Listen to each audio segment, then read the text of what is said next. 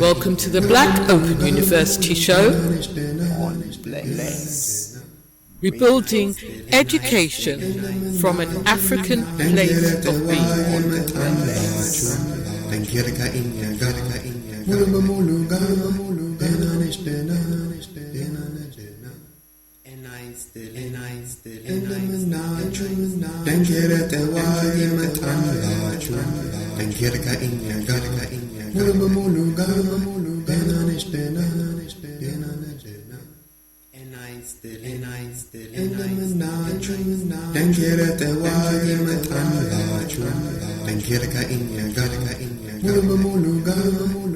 Welcome to the Black Open University Show on Rebuilding Education from an African Place of Being.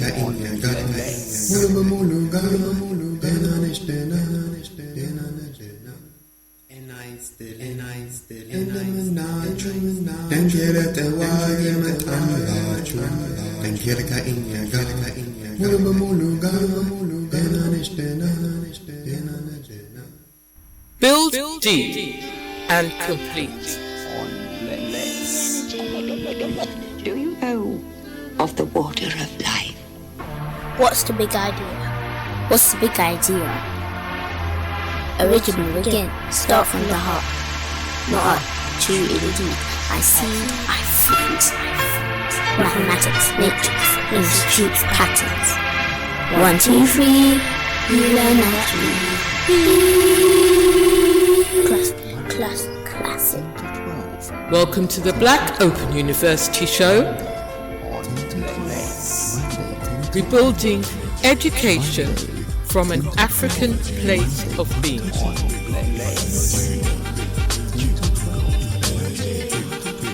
Welcome to the Black Open University Show Building Education from an African Place of Being.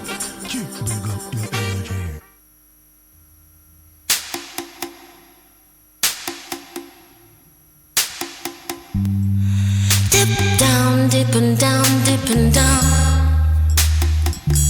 We're in there. Dip down, dip and down, dip and down. We're in there.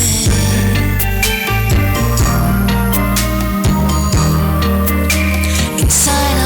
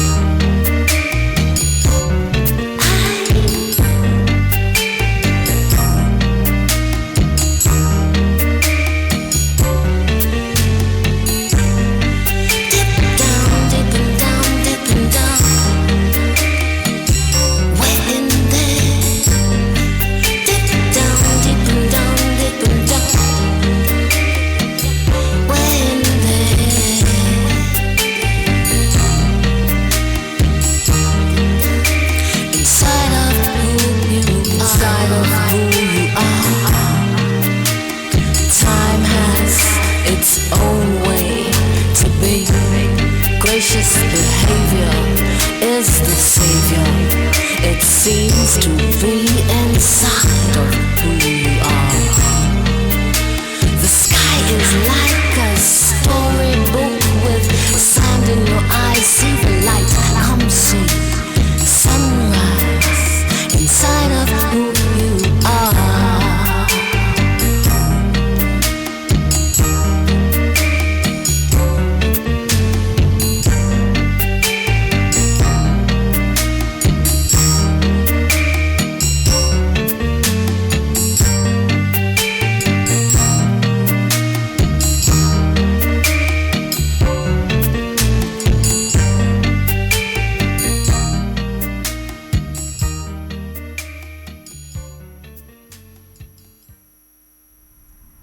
Welcome to the Black Open University show on Bless. Yes, welcome. This is Astehmari Bartekun. Welcome to the Black Open University show. It's a pleasure to be here on Bless Radio once again, moving forward with the show cycle. We do have a special guest today. But before we get to all of that, we have to open with our salute, the Salamta, the Yatawagi Salamta, warrior greeting. Yatawagi Salamta, Exir Yimasagan Hashima Tawagi Asab.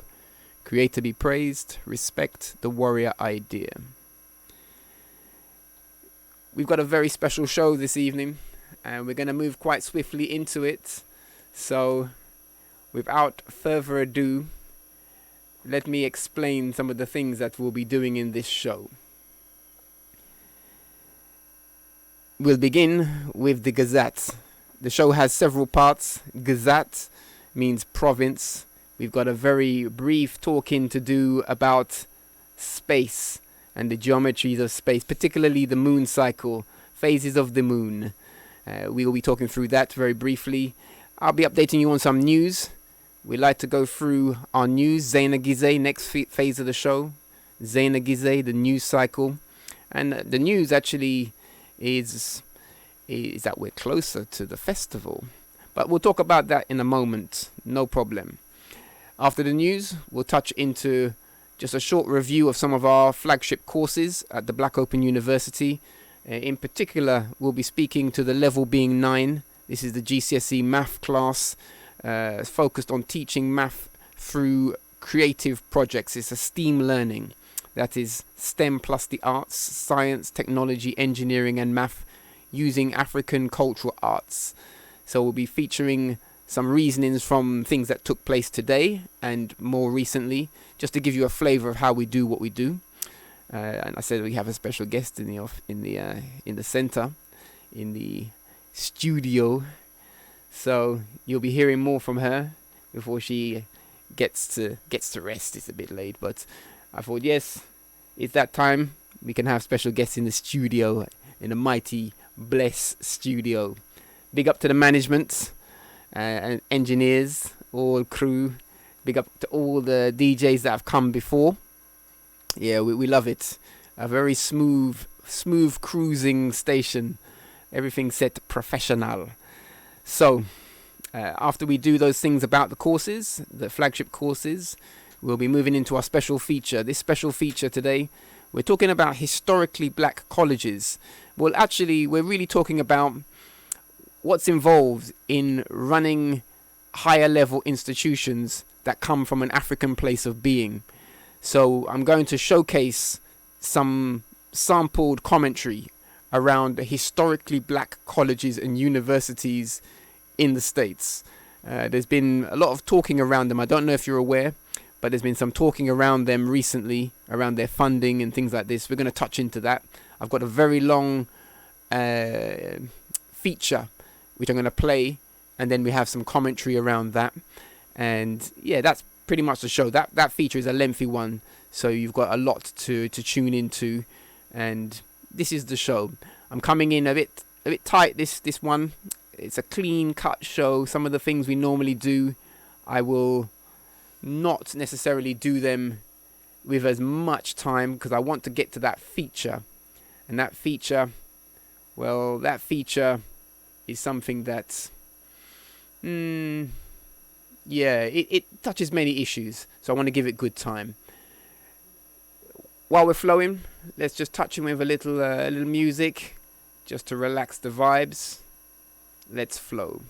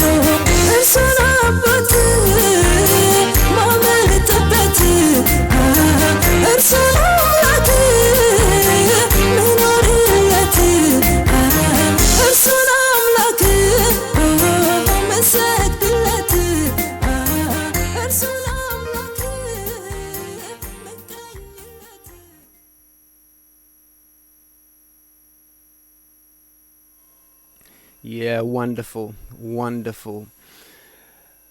Yeah, we're keeping in a flow. As I said, the show is a little different. Normally, I have that ambient landscape, but today we're not going to do the ambient landscape. We're coming in clean, clean sounds, clean reasoning.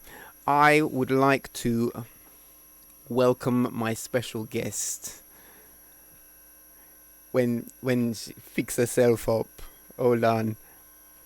So, I'd like to welcome my special guest, Yasmin Yaya. Are you on the mic, Yasmin? Can you give us a sound check? Hello. Oh, hello, baby voice. Hello there, Hashima. How are you? Good. Good. Well, greet the people, please. Hashima, good evening, everybody.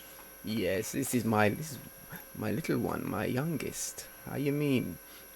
So we're on a bit of a rolling this time here, but it's a special excursion, and I thought it'd be nice for the one to see the studio and get involved. We've been doing things today, so I thought, yes, take part, get involved.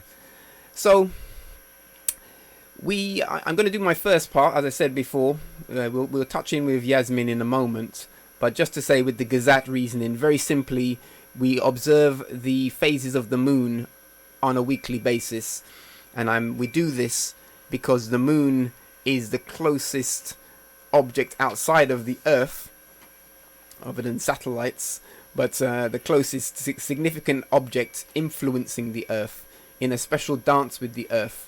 And we don't spend, as people, natural born scientists, we don't spend enough time just looking up and observing the phase. And sometimes even when you look up, you can't see it. So this is a thing that we need to be consistent in checking its position and dynamics, and observing dynamics that may be happening as a result of that, of where it is. If you're not observing it, then you can't observe the coincidence of things. I had mentioned before some coincidence I noticed with the phase of moon and certain weather patterns, and I would be very, very pleased to hear from ones who observe similar things.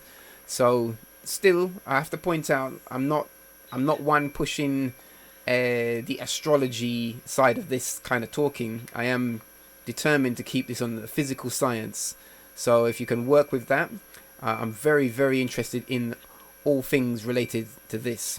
So we're in the position where the moon appears to be waning, a waning crescent moon.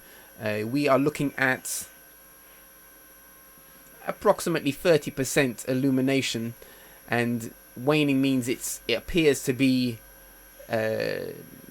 losing its illumination. The moon is illuminated by the sun, and it's due to the angle, the position of the moon relative to the earth and the sun, that we get the appearance of illumination. So in its phasing, it appears to get brighter to full moon, and then appears to decline to new moon, where it is in shadow, and then back round again, growing in illumination back to full moon, and so it goes round and round in this pattern. It's a mathematics, a study and application of patterns. So just that alone is a math, and it's one that people live by. Some cultures are bound into the cycles of the moon in very profound ways, and many life cycles are bound into this as well in some way, one way or the other. Life respects this thing, this dynamic. So we touched it, Gazat. Sometimes we go a bit deeper, talking about other planets in the solar system, where they are, any interesting alignments or incidents that are taking place, or broader star constellations that would be interesting to see, that are coming visible. We're coming to some very clear skies. So next week, in the next cycle, I will definitely return to more in-depth astronomy observations. For those who don't know, we use Stellarium, the planetary software, so I recommend everyone who listens to the show downloads Stellarium and basically has a planetarium on their computer. Great fun. So Yes, we're rolling. My one here, Yasmin, she's itching to talk about her business.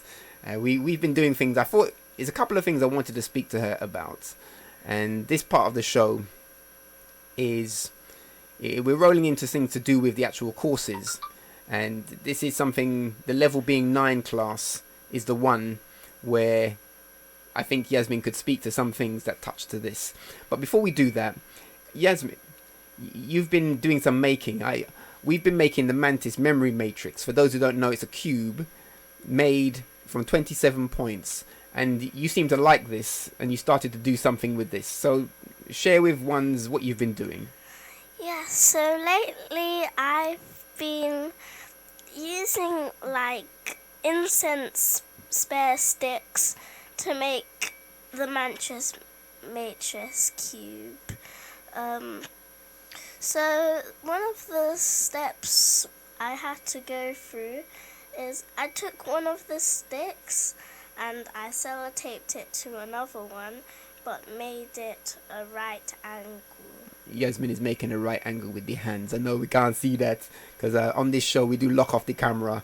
I hope you don't mind, audience, but we lock off the camera. But I tell you, Yasmin is making a hand sign. Thank you. Right angles, you were saying. Yes. So we used right angle. I used lots of right angles because 90 degrees. Yes, because there was lots of squares. The first step I had to go through, the second step I had to go through, well, the first step was I had to keep on repeating that and make loads of squares. And then I had to do it inside, in the middle, and like make it like all equal. And then after that it comes to the tricky bit where you have to make it all stand up and make it all very straight. After that we stand it up with sellotape. The way I done it is I got sellotape, I put the stick up, there was the square, I put the stick up on the corner where the sellotape is wrapped up. Then I take some sellotape and I wrap it round the stick, but then the ends of the sellotape I push down onto the corner of the square. Then that carries on making cubes. I was quite impressed by that. I must admit, when Yasmin says she's using the incense stick, she means when the incense is burnt down and you got the little end piece, these little end piece of the stick, she collect them, and so we have a load of them, and we can make some stuff with it. And so this thing, to make it into a flat shape is one thing, but to try and make it into a 3-dimensional thing is a whole different thing. And so Yasmin has been exploring this 3-dimension engineering task. Go on, what you saying? And once you've done lots of that, you put it together in a way that it turns into a big cube. And then you can see in the inside where there's a line, 2 squares going that way, going forward, and 2 squares going sideways. Left and right too. Yes.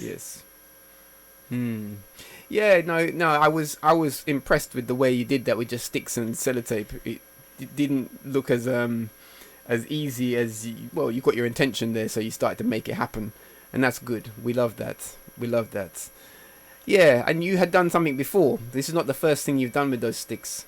What was the first thing that you made with them? The first thing I done was, it was nearly the same, but instead I was making a star and then making it point up to the top. Like a pyramid? Yes, but with a star at the bottom, not a square. A star-based pyramid? Yes. Yeah.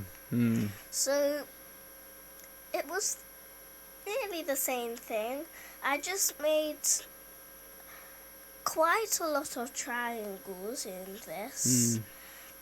So the last step was I had to get 3 or 4 in incense sticks, and I put them up like so. I chose a sensible corner to put them where like it would be equal. Okay. It wouldn't look so wobbly and twisty. Yeah.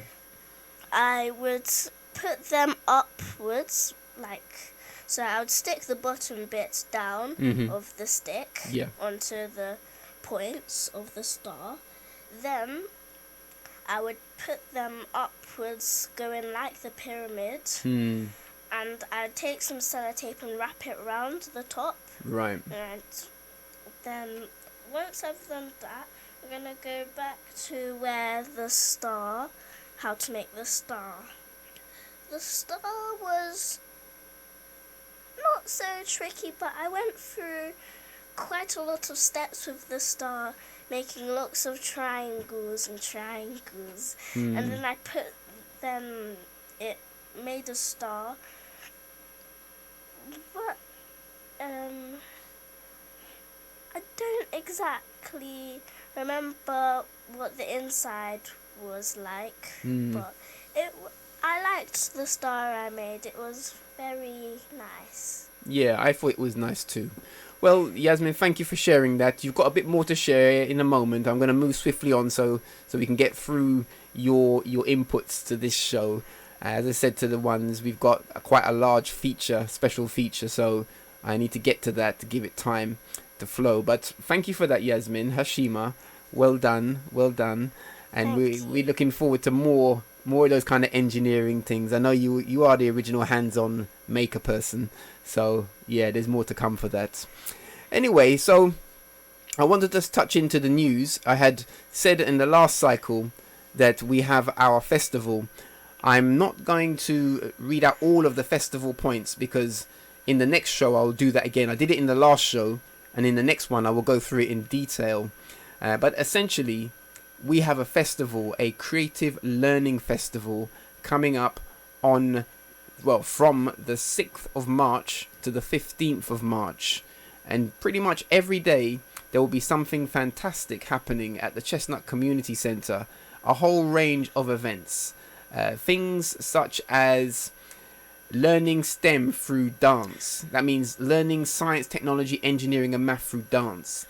Learning STEM through football and other sporting games. We have special discussions around that. We have our high altitude balloon launch. Much anticipated. We'll be launching our high altitude balloon, which is a balloon that goes to the edge of the regular basic atmosphere of the Earth and starts to touch that which ones would consider outer space.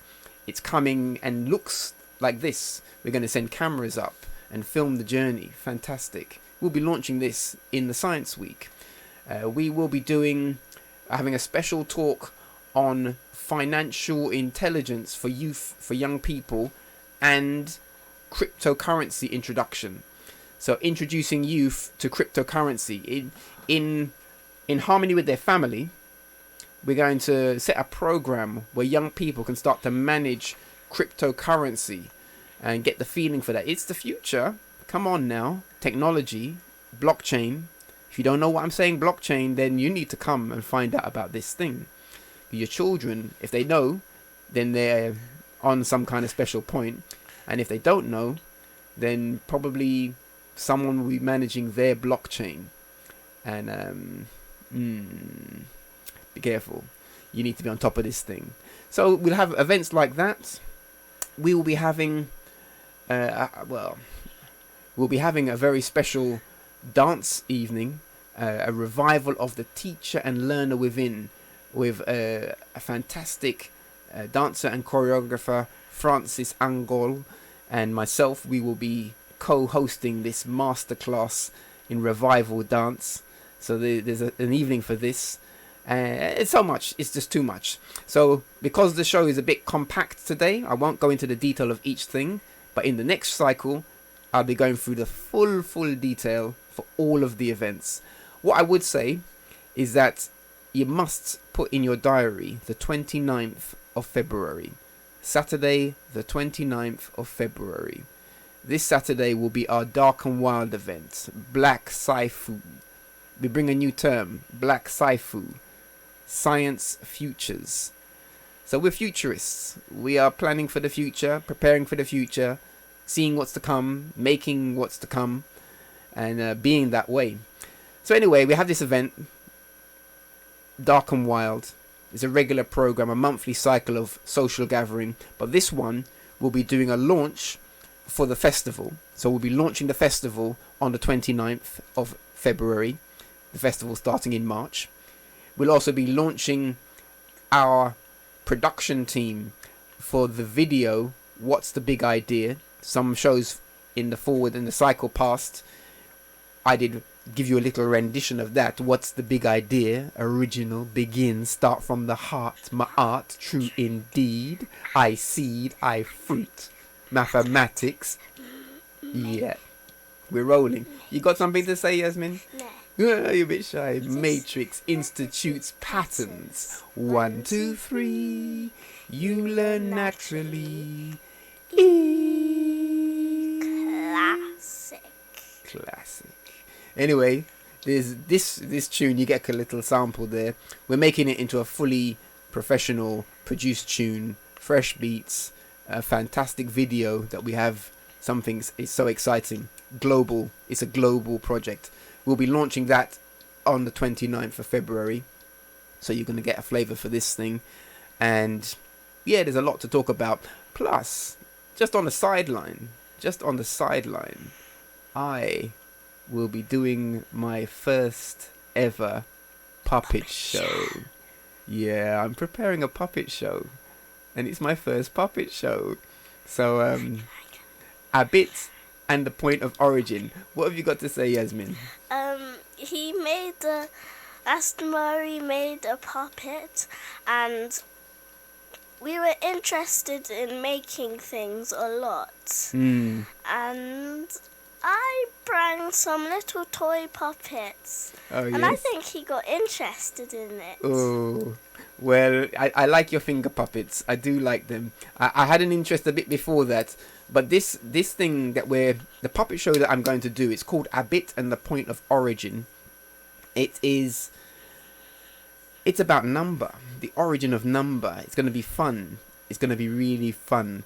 Puppetry, hand controlling the puppet, suspension of belief, character expressed through the character of the puppet. The puppet is a bit.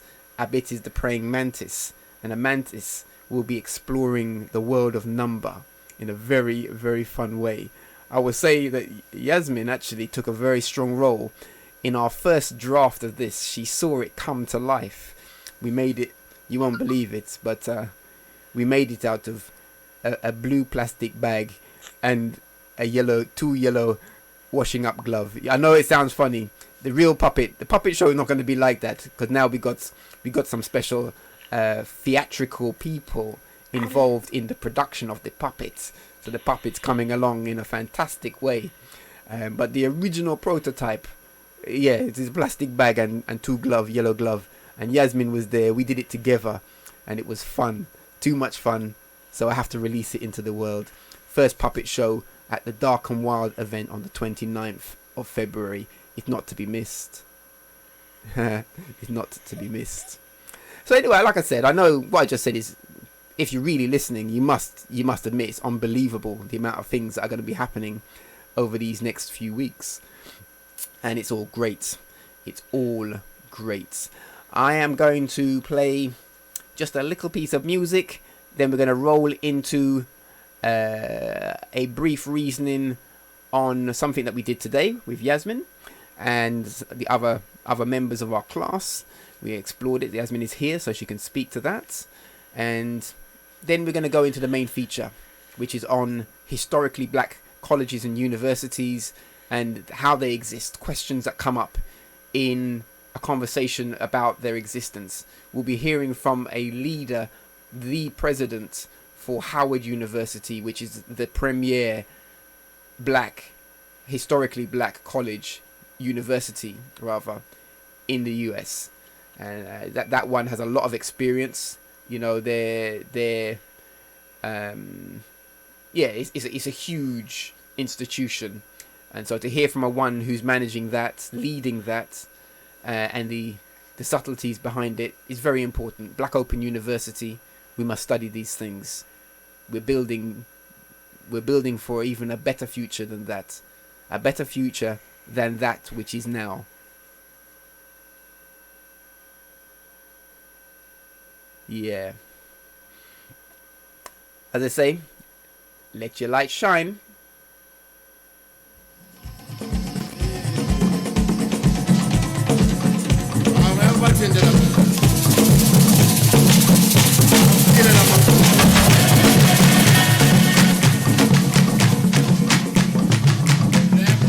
Welcome to the Black Open University show.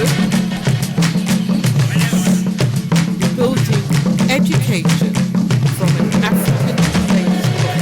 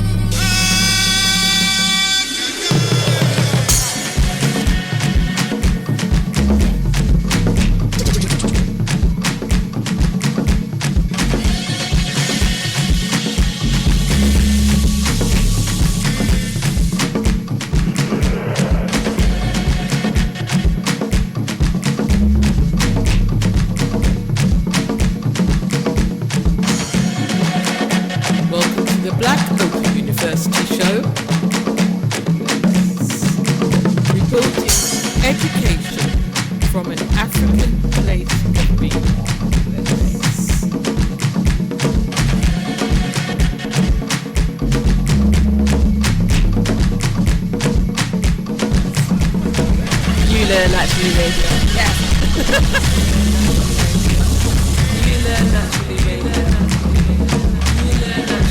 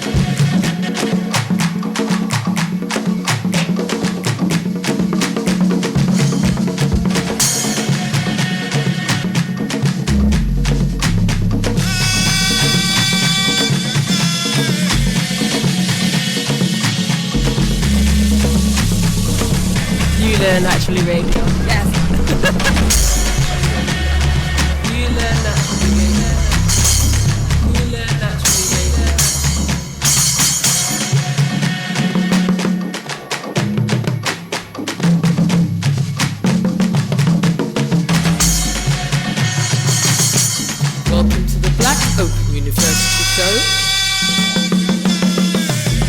We're building education from an African place of being.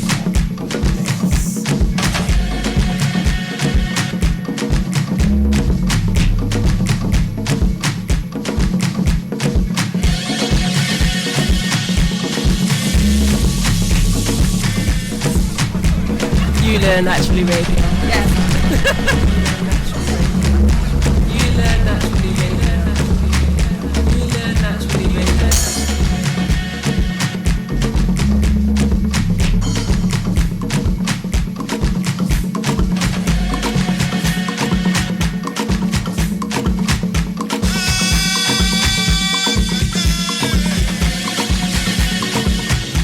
Welcome to the Black Open University show.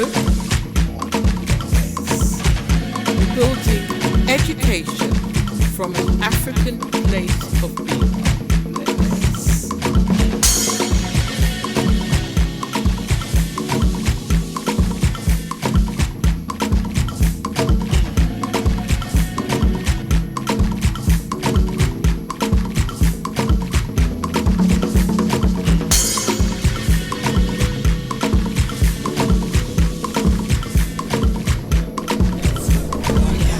Learn Naturally Radio. Yes. You Learn Naturally Radio. You Learn Naturally Radio. When you walk, honest when you talk, forces can shake. Your swagger precedes you, so step into your light, remember who you are, that God of the sun. Welcome to the Black Open University Show. Reporting education from an African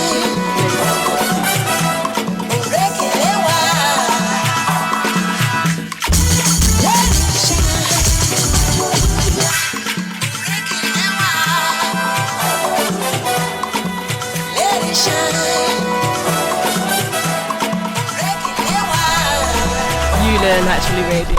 Yes. You Learn Naturally Radio. Time has come for you to take your place. So stand tall and be firm. Let your voice be heard. Babylon's got to fall now. Your ancestors demand it. Release the Welcome to the Black ball and Open chain. University Show.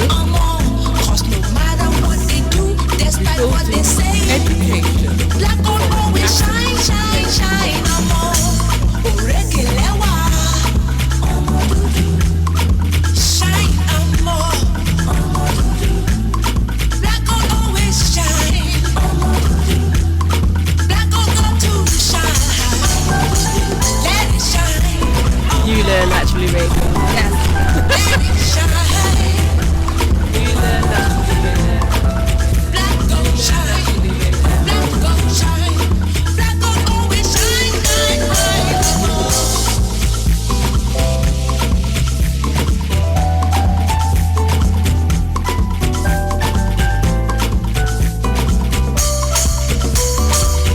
Welcome to the Black Open University Show. Rebuilding education from an African place of being.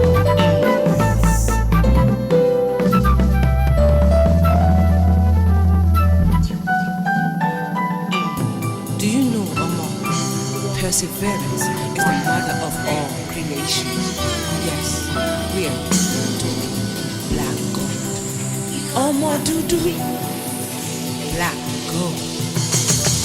Black gold of the sun, shine your magic, let it shine. Black gold of the sun, shine your magic, let it shine. Black gold of the sun, shine your magic, let it shine. You Learn Naturally Radio. Of the sun, shine your magic, let it shine. Black gold of the sun, shine your magic, let it shine. Black gold of the sun, shine your magic, let it shine. Black gold of the sun, shine your magic, let it shine. Black gold of the sun, shine your magic, let it shine. Black gold of the sun, shine your magic, let it shine. Black gold of the sun, shine your magic, let it shine. Black gold of the sun, shine your magic, let it shine. Education Black gold of the sun, shine your magic, let it shine.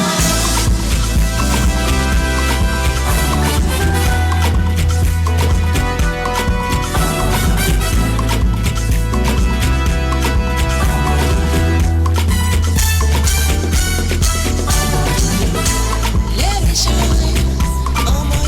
You Learn Naturally Radio. Let it shine. You Learn Naturally Radio. You Learn Naturally Radio. Black diamond, black gold, black lives matter. We all matter now. Welcome to the Black Open University Show. Let it shine. Rebuilding education from an African place of being. Gonna let your black light shine.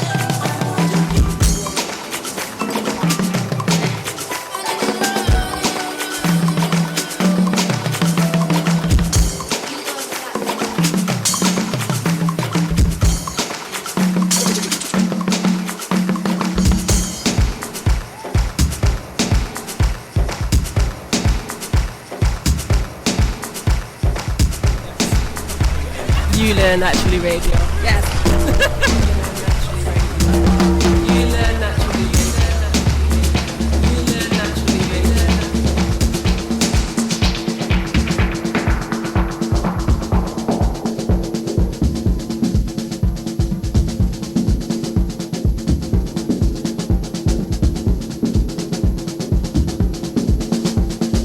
Welcome to the Black Open University Show.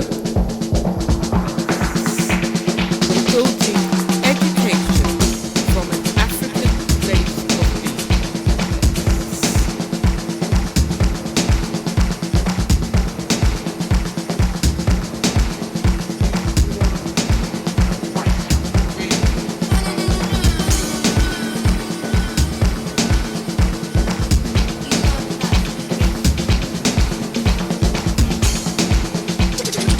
of being. You Learn Naturally Radio. Yes. You Learn Naturally Radio. You Learn Naturally Radio.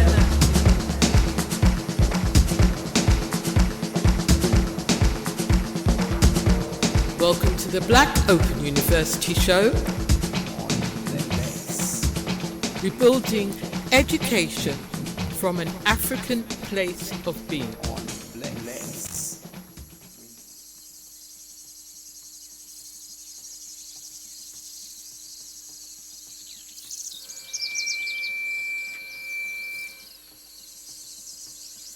Yes, welcome. We're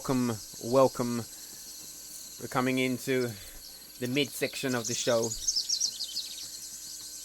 Black Open University radio show here on Bless Radio. We're in a special feature today. I have a special guest, the wonderful Yasmin Yaya. So we've been talking about making some mantis memory matrix structures. This is geometry structures, cubes out of sticks. But in actual fact, the thing we've been talking about, I know I haven't explained it fully on this show, I've explained it previously. The mantis memory matrix is a memorization tool. It's made of 27 points in a cube, and we use it to explore some math ideas, but also for mind mapping and visualization. So, when we play with it, it's one, it's lots of fun, but two, it's laying down a really powerful foundation for advanced thinking. So, anyway, in this class today, I want to talk a bit more about what we did today in our Level Being 9 class.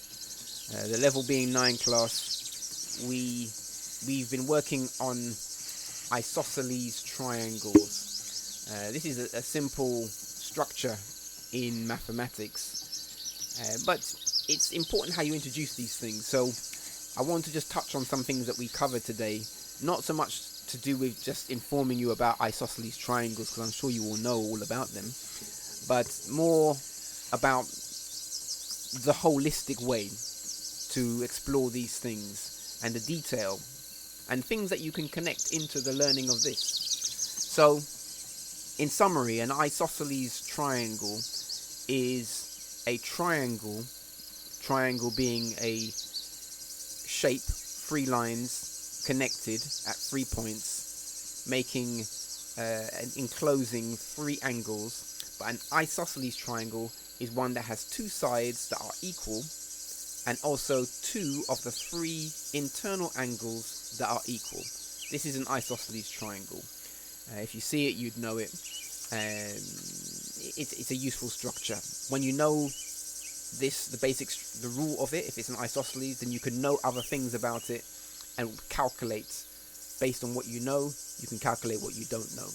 That's the basic idea. So we had a conversation about this today, didn't we, Yasmin? Yes. You have to speak into the mic, though. Yes. Oh, yes, we did. So tell us a bit about this. What do you have to say? Would you like to read from your notes? Yeah. Okay. Well, are you gonna what are you going to read? Introduce what you're doing first of all. Before you start reading anything, what are you going to read? About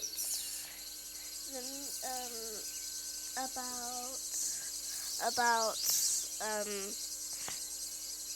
the first sentence.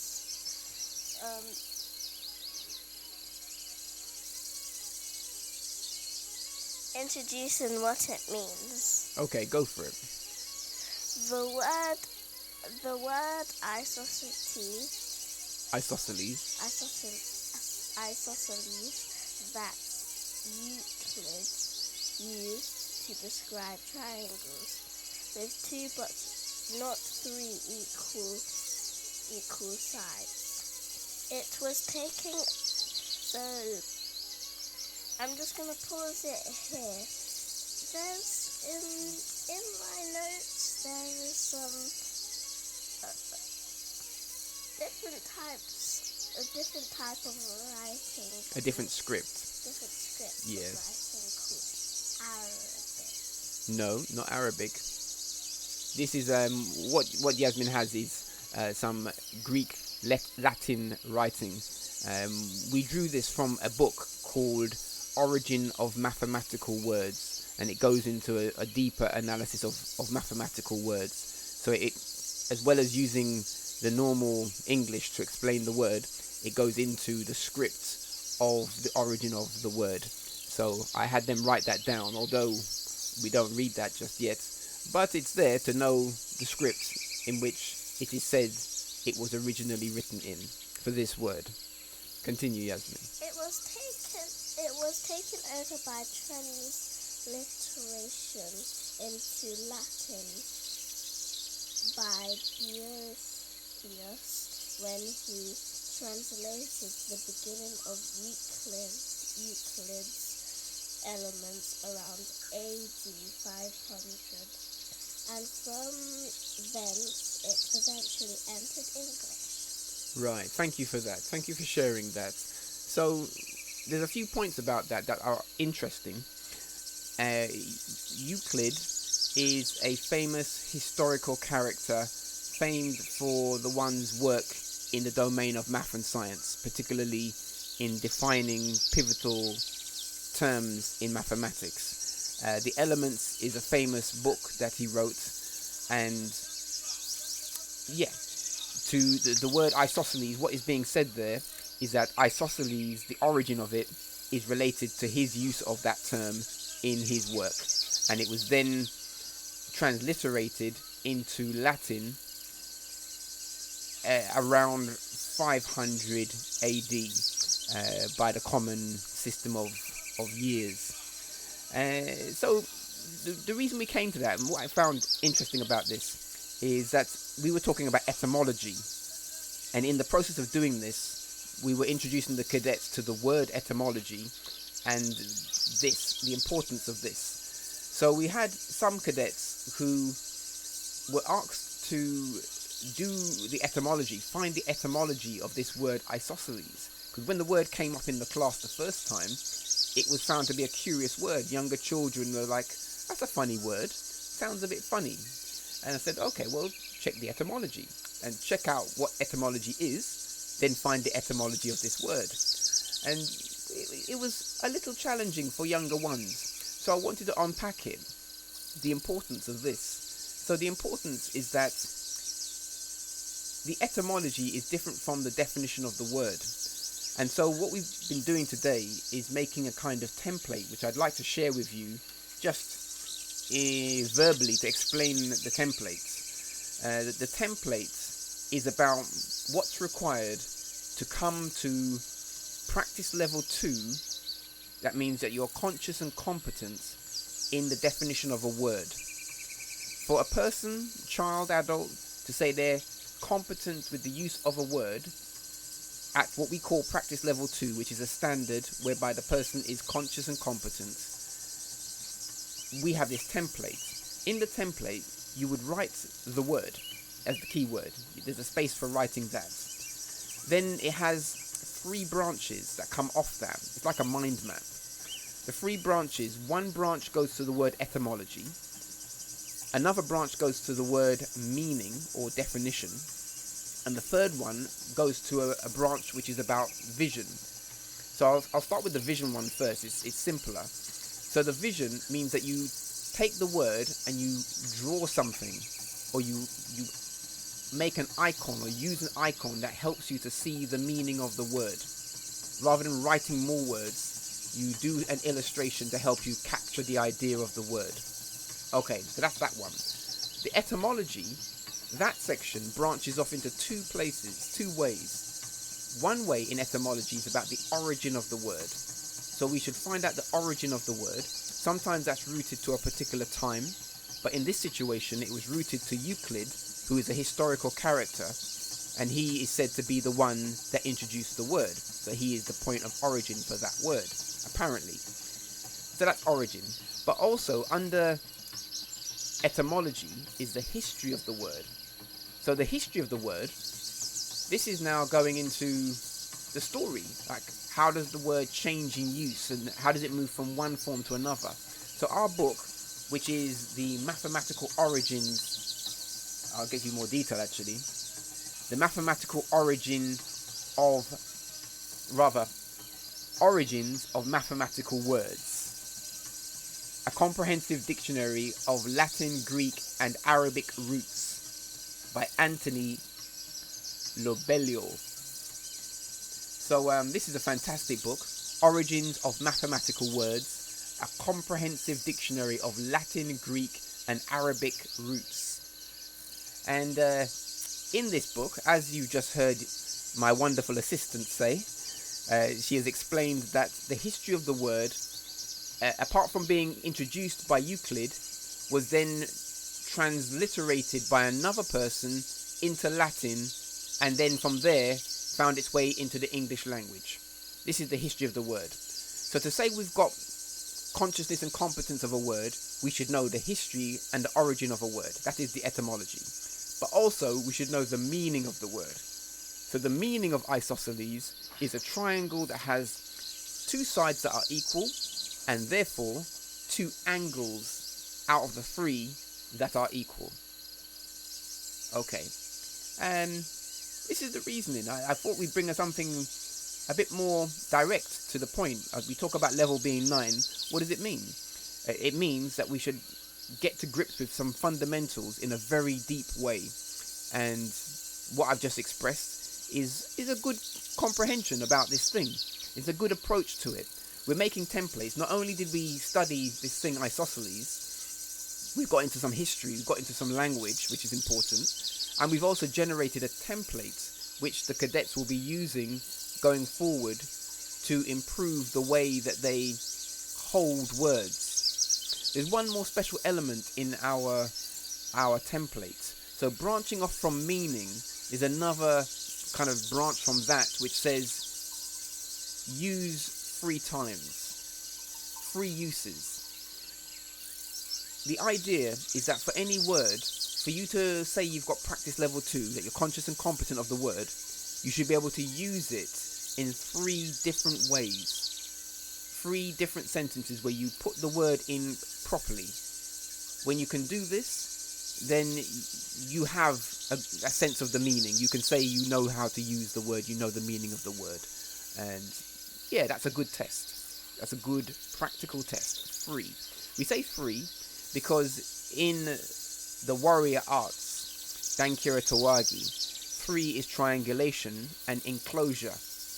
A triangle encloses a space. And so in this way, in a kind of metaphysical way, we're enclosing the area of the subject by knowing it in 3 different ways. It's a reasoning, sababu, it's a reasoning. So yeah, just thought I'd share that. That is a little insight into our level being 9, the way we do level being 9 work. Level being 9, level 9 is the highest, the most excellent standard in the GCSE. People think that it's particular people who are level 9, but actually level 9 is a way of being. And so the task is to enable our cadets, our children, to express their level being 9-ness. Yeah, it's very important. Anyway, we're rolling on. We've got things to do in this show. I've got a special feature. The feature is on historically black colleges and universities. I'm going to play it, And then I've got some commentary, brief commentary to make around it, critical commentary. So stay tuned for it. This segment is lengthy, so you sit, hold tight, but we're going to roll through.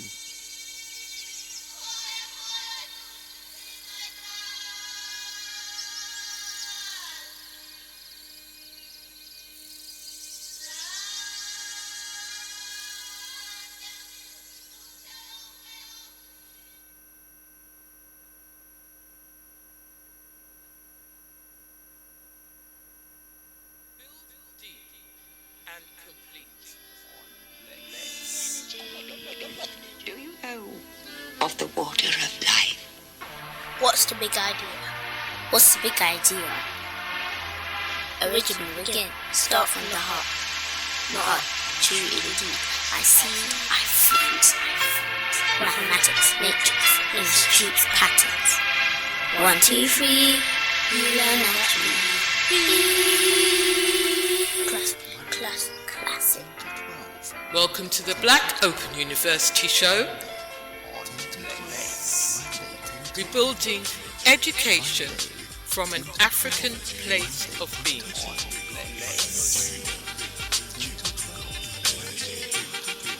Welcome to the Black Open University show. Building education from an African place of being.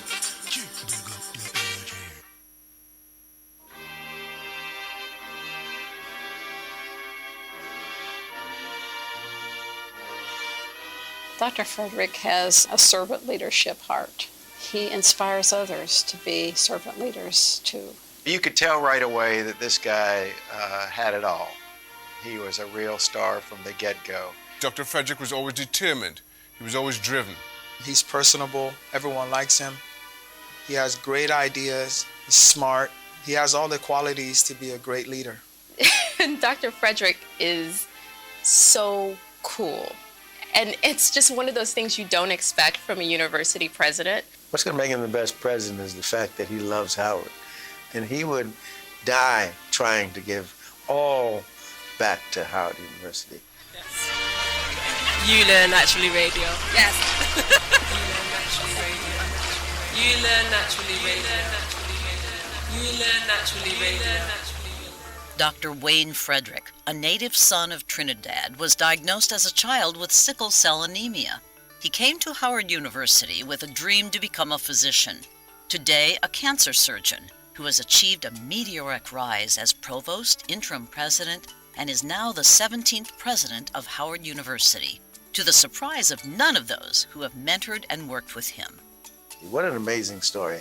And I always say, to God be the glory that he could take somebody like him who has sickle cell disease, not expected to live as a little kid, and then winds up being the president of Howard University. Who in the world could even imagine that? That's just beyond comprehension. He understands research. He understands academics. He understands how an education can really transform young people into being the next leaders. And he's got the energy, and his own story really brings that to direct relief. You can understand his own personal story and what Howard meant to him and how he became a great surgeon, how he became a great leader and now the president of a great university. I saw him at homecoming. He's got a beautiful wife, beautiful family. And you don't expect for a university president, a dad, to be that cool. And he's just kind of got a real kind of cool swagger to him. And that's kind of exciting too. And I expect that will get a lot more young people engaged as well. We had a mutual friend, Shaka Hislop. And Shaka introduced me to Dr. Frederick. And maybe a week after that, I started calling him Doc because, you know, everyone knew that he was smart. So anyway, he became the manager of the team. The team rallied around him, and I think he was probably one of the biggest reasons why the team went to the finals in 1988. He has always been, and remains to this day, a fiercely loyal friend. That served me well through my years of playing sport professionally. I knew there was always someone I could go to for a kind ear, for a reassuring shoulder. For that, I'll forever be grateful. Those same qualities that make Dr. Frederick a fine friend will serve him to make an even better president. That I'm certain of. My friend Wayne is going to be a superb president of this university. I think he's going to be transformational, bring creativity, new ideas, innovation, energy. So I predict great things, and I think that's important not only for Howard, but also for our community, for our city, and I think he's going to be transformational for our nation and around the world. I mean, this guy is the real deal. This real deal also gives back, not only to Howard but to the community without being asked. For instance, when he volunteered help for the Unity Health Center or called a meeting for Bloomingdale neighborhood activists. Everything that came up, he was well versed on every single issue. And that to me was a shocker, because this wasn't a time where you just bring ideas and he immediately says, you know what, I'm going to take that back to my team. We'll come back to you in 2 weeks or so with an answer. He had not only studied the issues, but was prepared with an action plan. Dr. Frederick, as we all know, is a person who cares so deeply for persons who do not have access to good quality health care. And so out of his compassion, he reached out to us. And what he did was make possible for specialists, physician specialists, to come out to our health centers in order to provide good care for people who often had difficulty accessing that kind of quality care. So we're just very grateful. I got a call at, I think it must have been midnight, and it was Freddie calling me about a family friend of his who was in Trinidad who had a child that needed treatment. And he was there directing the care. He was supposed to be on a holiday in Hawaii, and here he was helping this child and this family get the care that they needed, first in Trinidad and then in the United States. You know, there's no smoke and mirrors about President Frederick. He is who he is. You know, that authenticity just shines through. So, a bit of advice from those who love him and have been touched by him in so many ways, and a look into the future for the 17th president of Howard University. Work hard and do everything that the Lord leads you to do, and all the things that are necessary will happen. That's my advice to him. I would like for him to look at examples of other universities that you would deem to be really good at particular things, like Harvard and Yale are really good at bringing in funds. I think any great leader, there's going to be days where it's lonely.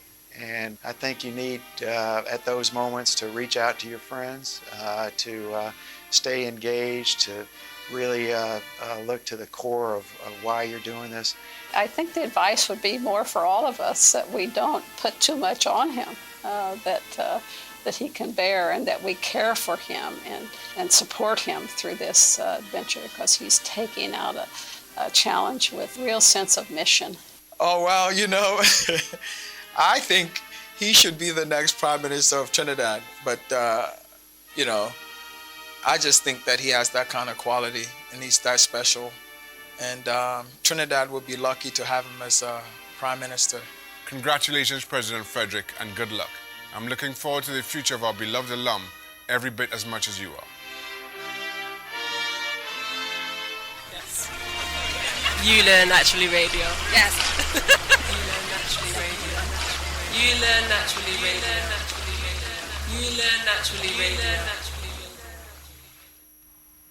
Build deep and complete. Welcome to the Black Open University Show. Bless Radio.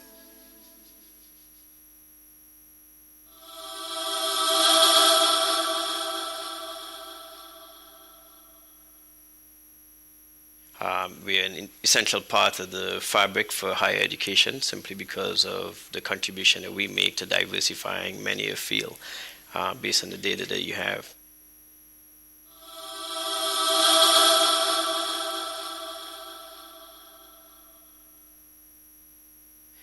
The National Science Foundation has a study that looked at the past decade, and the question was really who was producing African American STEM undergrads who go on to get STEM PhDs. Howard University was the #1 producer. The top 10 schools were HBCUs. That's right.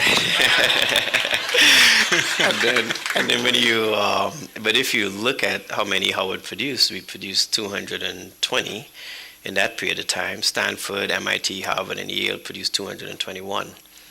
The endowment of those 4 schools, I think the market is doing a little better today based on some tweets. So the endowment of those schools is probably about 90 to 100 billion, and Howard's is 750 million. So out punching your weight class, I think, is really the hallmark of our HBCUs.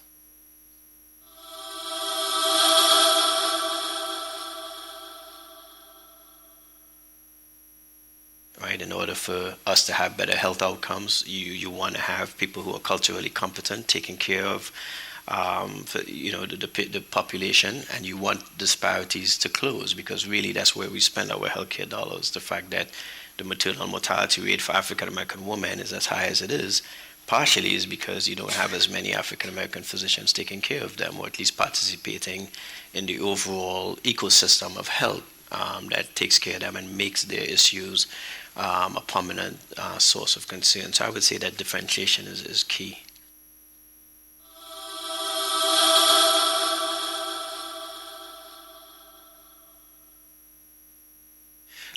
So I just kind of want to talk a little bit about. So you look at Bennett College, and they raised $8 million or however much in this course of 50 to 60 days.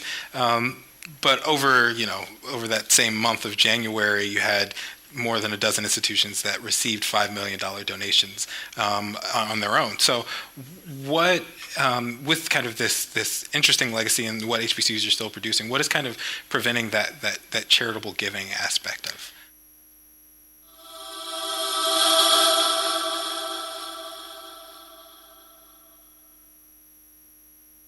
Now, you think about it, in a country of 300 million, for one institution to do that, and that's the largest number for any one institution, that's a problem. What happens if Howard goes away, right? All of a sudden, we take a crisis and we turn it into extinction in terms of seeing some of those types of faces in certain fields. So I would argue that I think the federal government and state governments do have a responsibility to do that. And then when you put it in context of where that funding is now, let's look at that context. We have the largest endowment at Howard of all the HBCUs at 750 million, right?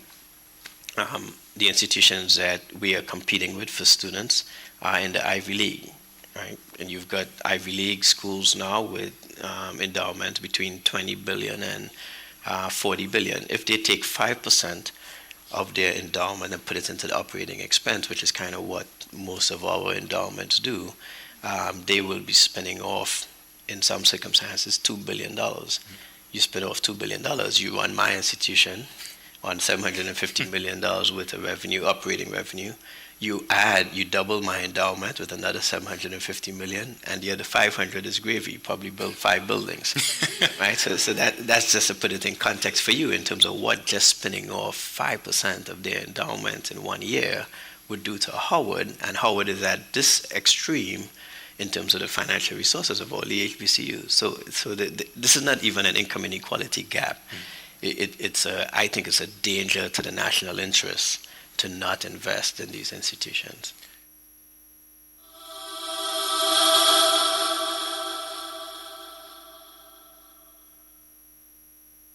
Do you think HBCUs have a special role in countering displacement of local residents through gentrification, selling off property to developers to build condos? Yeah, I think that's a good question. We've done quite a few real estate deals, and I want to make it clear that I have not sold any property because I feel very strongly about that. What we've done is we own all the land, and I have done long-term lease deals and allowed the developers to develop on the land. So we ultimately are still property owners. I think it's a challenge because either you get that revenue in from tuition, you get it from big donors, or you get it from other assets. And what we've tried to do is to use some of that to put it back into our institutions. So, for instance, our undergrad library is being renovated, and is being renovated because of dollars that have come in because of those real estate deals, in which I want to emphasize again, we still own the land. Yeah.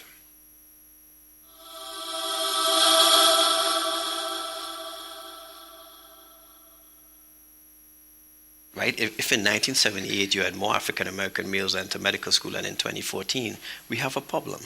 And if we don't address the problem all the way from K through 12, all the way to our undergrad and our medical school, then it's going to exist. We have a middle school on our campus focused on math and science.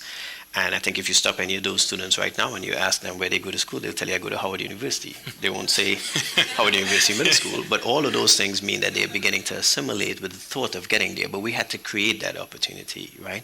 And how many other people are doing it? We don't have all the resources to educate every black doctor in the country. So if others don't do it and give these kids an opportunity, then we're not going to get there.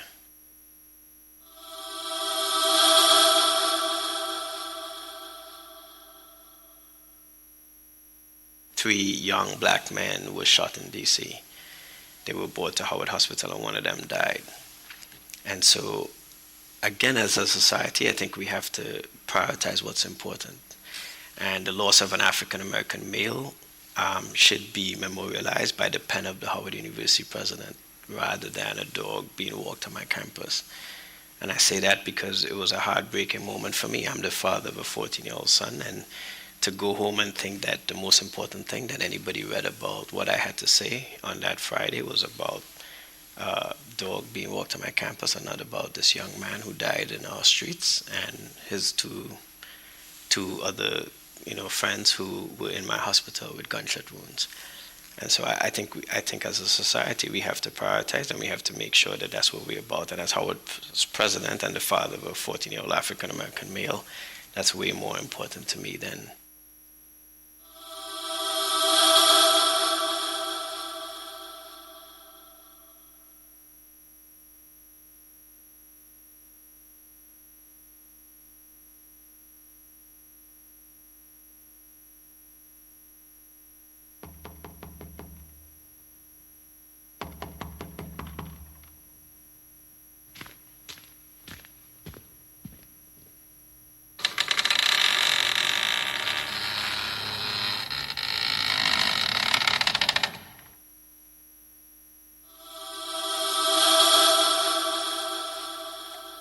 Tune into The Context with CSI Peter.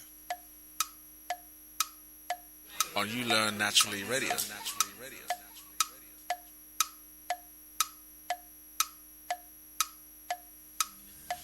Language and the use of words is extremely sensitive when it comes to the issue of racism.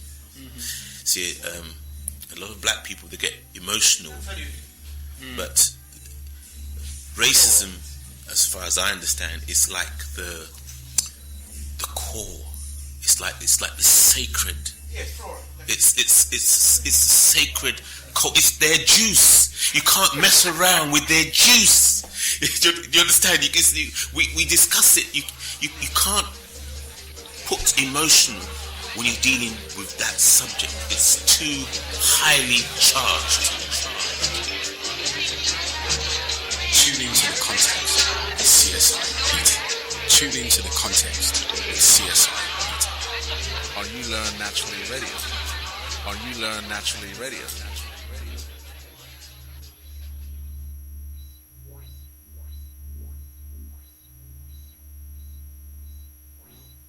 Tune into The Context with CSI Peter.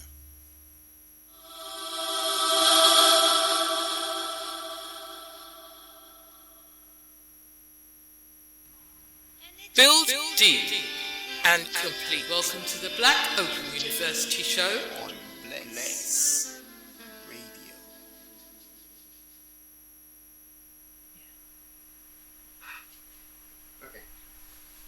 My name is Aisha and I'm the Media Services Editor at You Learn Naturally, here completing my work placement with Abundance Centres UK.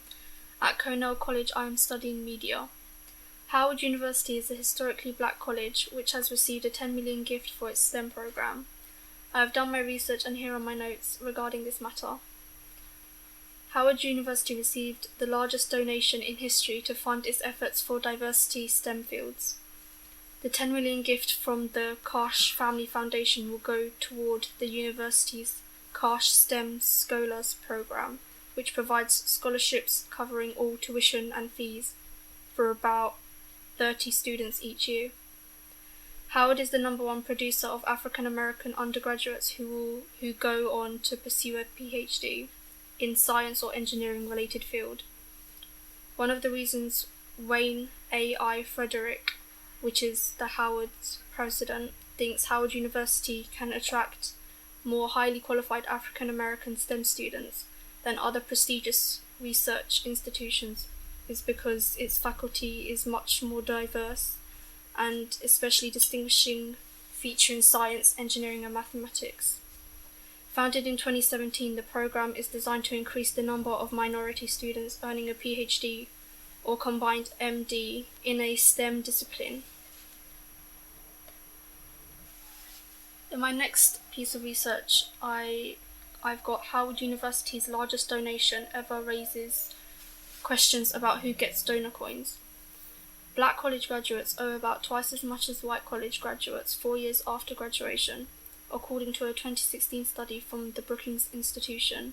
It was reported financial firms may be charging higher interest rates on loans for students at HBCUs, but HBCUs also succeed where other institutions do not. They make up just 3% of colleges and universities, but produce nearly 30% of African American students with bachelor's degrees in STEM fields. In my next research, I have comprehensive funding approaches for historically black colleges and universities.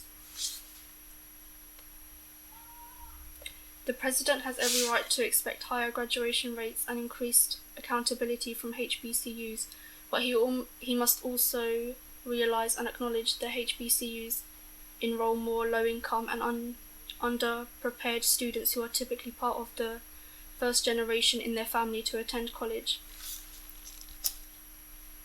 Such students pose greater risks in terms of graduation and require more resources to succeed. Measures of institutional success need to take into account the individual characteristics of students attending HBCUs. Although funding to HBCUs has increased in the past 10 years, it remains only a small fraction of what the total awarded to all US colleges and universities. Moreover, the report noted that among HBCUs, funding was unevenly distributed and with the non-HBCUs concentrated at selected institutions. In my next piece of research, I have teachers' implicit bias against black students starts in preschool study finds. Studies stated that black students are nearly 4 times as likely to be suspended as white students, and nearly twice as likely to be expelled. Black preschoolers are 3.6 times more likely to receive 1 or more temporary exclusions. While the teachers were asked to detect challenging behaviour, no behaviour existed in any of the videos. Yet when asked which children required the most attention, 42% of the teachers identified the black male.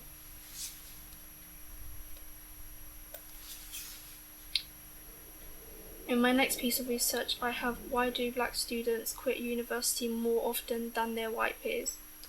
A recent study found that 10.3% of black students quit university early in England, compared with 6.9% for the student population as a whole. In my next piece of research, I have what the right doesn't understand about colleges. HBCUs have produced 80% of the nation's black judges and 50% of its black doctors. Even President Donald Trump, whom very few black Americans view as an ally, understand that these schools deserve federal support. I'm here with Ayana. She's a local teacher. I wonder if she has any thoughts about this information. Yeah. Would you be able to go up to the top one? The first one was in relation to the 10 million gift. And they used it for scholarships mainly. So that was for underprivileged getting the chance to go uni. Was that what they used it for? It's designed to increase the number of minority students earning a PhD. Okay. In a STEM discipline. Yeah. Yeah. And I noticed, I mean, it has vexed me a little bit, this, the report, because obviously it just adds to I already know about what's happening to to the ethnic minority or whatever. But the 10 million that was given, you say it's highly disproportionate to what is usually given to universities who haven't got. Yeah. So that is another thing which is really bad, because then it obviously stops what happens after uni. So it's what happened after, what the jobs and that. It's just, it doesn't give them the opportunities. And if you go down a bit as well in relation to the preschool, that preschool, would you be able to just, read that preschool one again to me in relation to... Yeah, so studies have found that black students are nearly 4 times as likely to be suspended as white students, and twice as likely to be expelled. Okay. See, that's quite interesting, because that's in US, isn't it? Mm-hmm. But I believe, I'm not 100% sure, but I believe that's the same or similar to UK. That in the UK there's a massive disproportionate of black children who are excluded and suspended. Yeah. So, which is now mirrored in the US. So that's again something which is... and this information that you have got, where did you get this information from? Mostly from online sources on the internet. On the internet, okay, because it would be interesting to go into it deeper. Okay. So what's right? So they gave £10 million gift. Yeah. And there's a disproportion. What's usually what the other unis get that are not historically black unis? Roughly Around 200 million. 200 million. So it's quite. Yeah, and typically for HBCUs is maximum probably 2 million.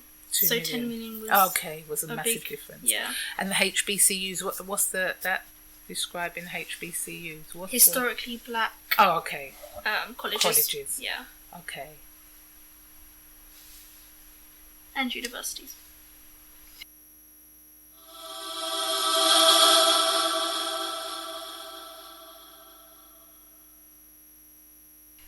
What happened after that 10 million was given to that uni?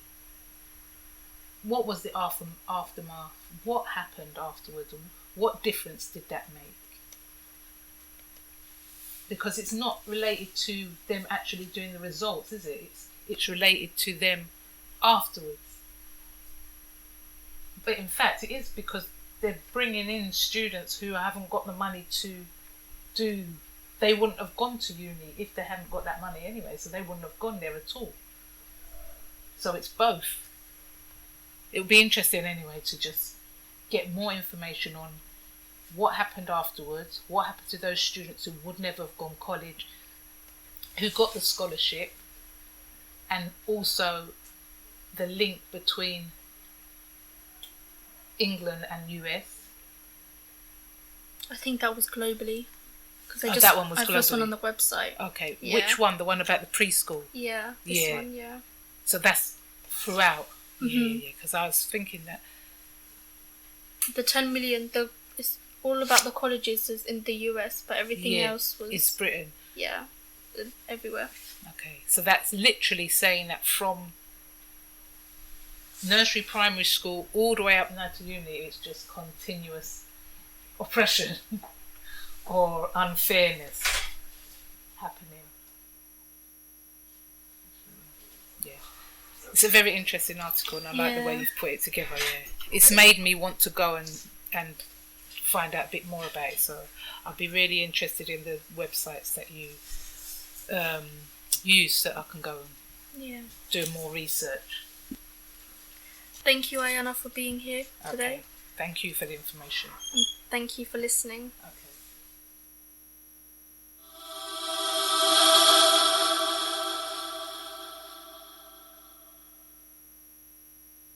Build deep and complete. Do you know of the water of life? What's the big idea? What's the big idea? Original again, start from the heart. Not too deep. I see, I feel. Mathematics, matrix, institutes, patterns. 1, 2, 3, You learn naturally. Classic. Welcome to the Black Open University show. Rebuilding education from an African place of being.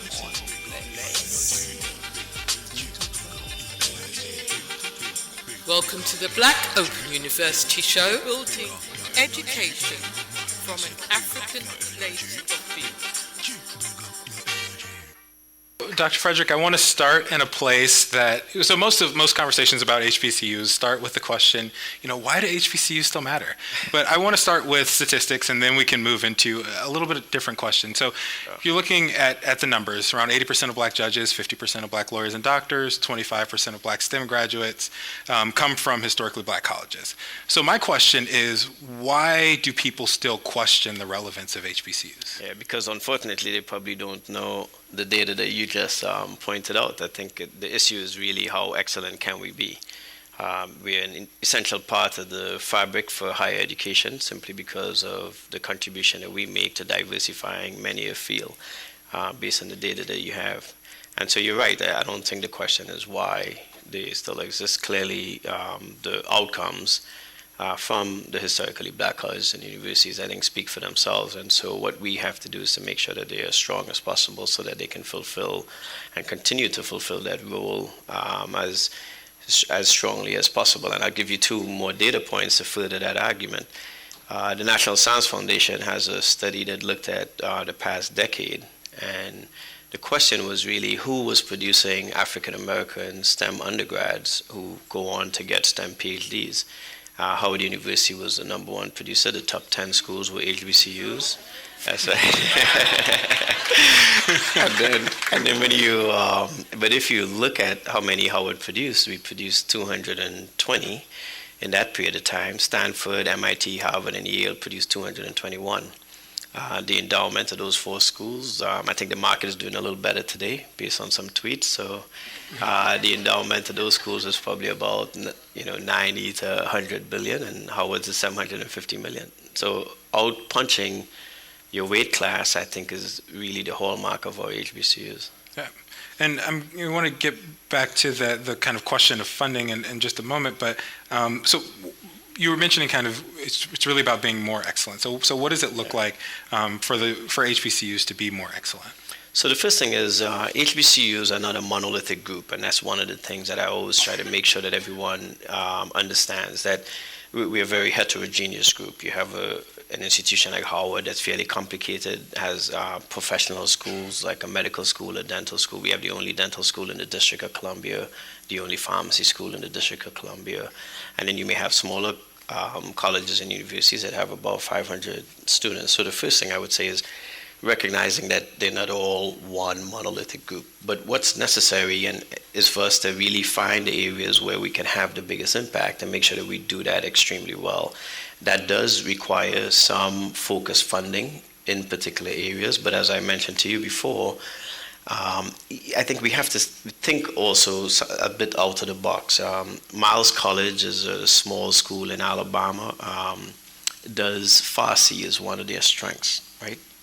You think of our intelligence agencies. I'm not sure how many employees of color we have, and I certainly don't know how many that we have who speak Farsi, but I'm pretty sure that number could probably be very useful to the intelligence community as an example. So you combine that with cybersecurity education, and I think you have a winner as an example. So finding niche areas where we can participate and probably differentiate, I think is going to be key. And then when you get to an institution like the one that I'm running at Howard University, and you look at the fact that in 1978 there were more African American males who applied to medical school than in 2014, and Howard University is the number one producer of African Americans who go on to medical school, then the country has to invest in that, right? In order for us to have better health outcomes, you want to have people who are culturally competent, taking care of the population, and you want disparities to close, because really that's where we spend our healthcare dollars. The fact that the maternal mortality rate for African American women is as high as it is, partially is because you don't have as many African American physicians taking care of them, or at least participating in the overall ecosystem of health that takes care of them and makes their issues a prominent source of concern. So I would say that differentiation is key. One of the things that differentiation kind of requires is the funding to do it. So I just kind of want to talk a little bit about. So you look at Bennett College, and they raised $8 million or however much in this course of 50 to 60 days. But over that same month of January, you had more than a dozen institutions that received $5 million donations on their own. So what, with kind of this interesting legacy and what HBCUs are still producing, what is kind of preventing that charitable giving aspect of? Yeah, I think part of some of it is historical, I would say. And by that, I would say culturally, if you look at the ecosystem around HBCUs, I would say that our grads give back in other ways, not necessarily financially, but they tend to go back to lower income parts of the United States or their home countries, and they tend to give back in spades and service. Again, there's data that you can cite if you look at the graduates from Morehouse School of Medicine, Meharry Medical School, and Howard's Medical School. They're more likely to serve in underserved areas. So they do give back in that sense. It also means that their income levels are going to be less as a result. Clearly, there's still significant income inequality and discrimination in terms of what African American women may get paid for the same job that a white male may get paid for. And so we still have significant income inequalities. And when you look at the unemployment rate, it's still almost twice that for African Americans than it is for the rest of the population. So all of those things mean that the actual amount of dollars that they can give back themselves is a bit suppressed. And then when you look at mega donors who give, we still have a culture in this country of, we say that it's giving to people who want to be associated with success, but really what we're doing is really making the bigger that much bigger without really getting a return on investment in terms of what the broader construct. So we have to make an argument, we as in the HBCUs, I think have to make an argument to the broader society as to why we are important, and to allow people to see that the fact that they may not have attended an HBCU, or that they may not be somebody who's African American or come from a circumstance in which they have not had all the opportunities, why it's important for these institutions to be strong and to thrive, because ultimately they will benefit. And I think that that's where we have to make the argument. So whether it's corporate donations or foundation donations or just uber wealthy donors, we have to be in that sphere. We have to participate, and I think that that's more and more you're seeing that the HBCU presidents and boards are recognizing that and are either adding those types of individuals to their boards or engaging more with corporations. I just hired someone a few months ago to be a senior VP for corporate relations, as an example. It's not a position we've ever had at the university, and that's an example of the types of things that we have to do, and hopefully there'll be a return on investment on that type of investment soon enough. Yeah. So Senator Elizabeth Warren has proposed a $50 billion kind of fund for HBCUs and other MSIs. Do you think that it's, you talked a bit about historical, that kind of historical underfunding of the institutions and that legacy. Do you think it's a federal and state kind of responsibility to kind of address that historical? Yeah. I have to admit, I'm not usually of the proclivity to suggest that you need the federal and state support, especially for private institutions. In this circumstance, though, I do think it is a responsibility, because the diversity of what the 102 HBCUs is providing, I think, is so strong that the federal government and the state governments have an interest in seeing them thrive. I mean, the issue around black docs is an example. You look at dentists. 40% of the black dentists in this country are produced by two schools in this country, Howard and Meharry. So as far as I'm concerned, I think the federal government does and should take an interest in making sure that those schools thrive, so that we can certainly boost that. The other reason is because there's you have an outsized burden that you're putting on these institutions. I'm a surgeon. I trained at Howard. Howard has probably produced more African American women surgeons than any other institution in this country. And over the course of since 1970, we've probably produced about 50-something to 60 of those young women. Now, you think about it, in a country of 300 million, for one institution to do that, and that's the largest number for any one institution, that's a problem. What happens if Howard goes away, right? All of a sudden, we take a crisis and we turn it into extinction in terms of seeing some of those types of faces in certain fields. So I would argue that I think the federal government and state governments do have a responsibility to do that. And then when you put it in context of where that funding is now, let's look at that context. We have the largest endowment at Howard of all the HBCUs at $750 million, right? The institutions that we are competing with for students are in the Ivy League, right? And you've got Ivy League schools now with endowments between $20 billion and $40 billion. If they take 5% of their endowment and put it into the operating expense, which is kind of what most of our endowments do, they will be spinning off, in some circumstances, $2 billion. You spin off $2 billion, you run my institution on $750 million worth of revenue, operating revenue. You double my endowment with another $750 million, and the other 500 is gravy. You probably build 5 buildings, right? So that's just to put it in context for you in terms of what just spinning off 5% of their endowment in 1 year would do to Howard, and Howard is at this extreme in terms of the financial resources of all the HBCUs. So this is not even an income inequality gap. I think it's a danger to the national interest to not invest in these institutions. So I wanted to switch gears a little bit and talk about kind of this town-gown relationship. Howard's in an interesting position, whereas DC sort of gentrifies, you still have this kind of historic kind of legacy institution there.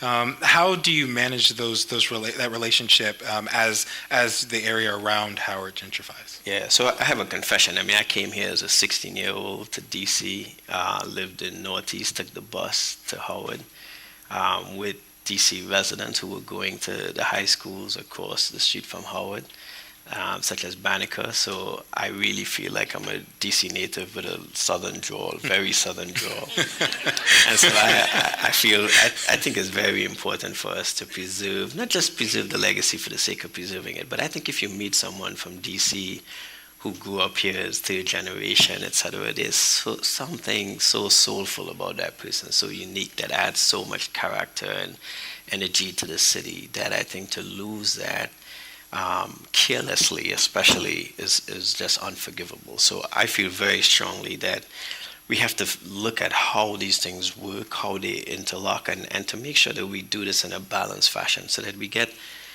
the type of environments that we want. So I think there are a couple of things that I try to do. When I became president, I had a meeting with the ANC commissioners and the faculty, students, and staff for Howard in the boardroom of the university, and I did that every month. And the reason for doing that was to make sure that everyone was educated about why this 100, and at that time we were almost 150 years old, why this institution was there in the first place.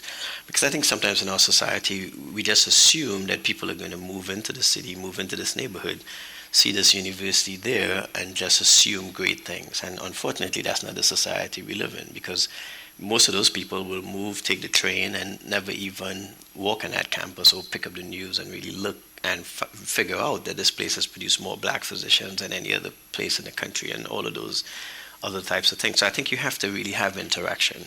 I think that's one. The second thing is I think we need to look at some of this gentrification differently.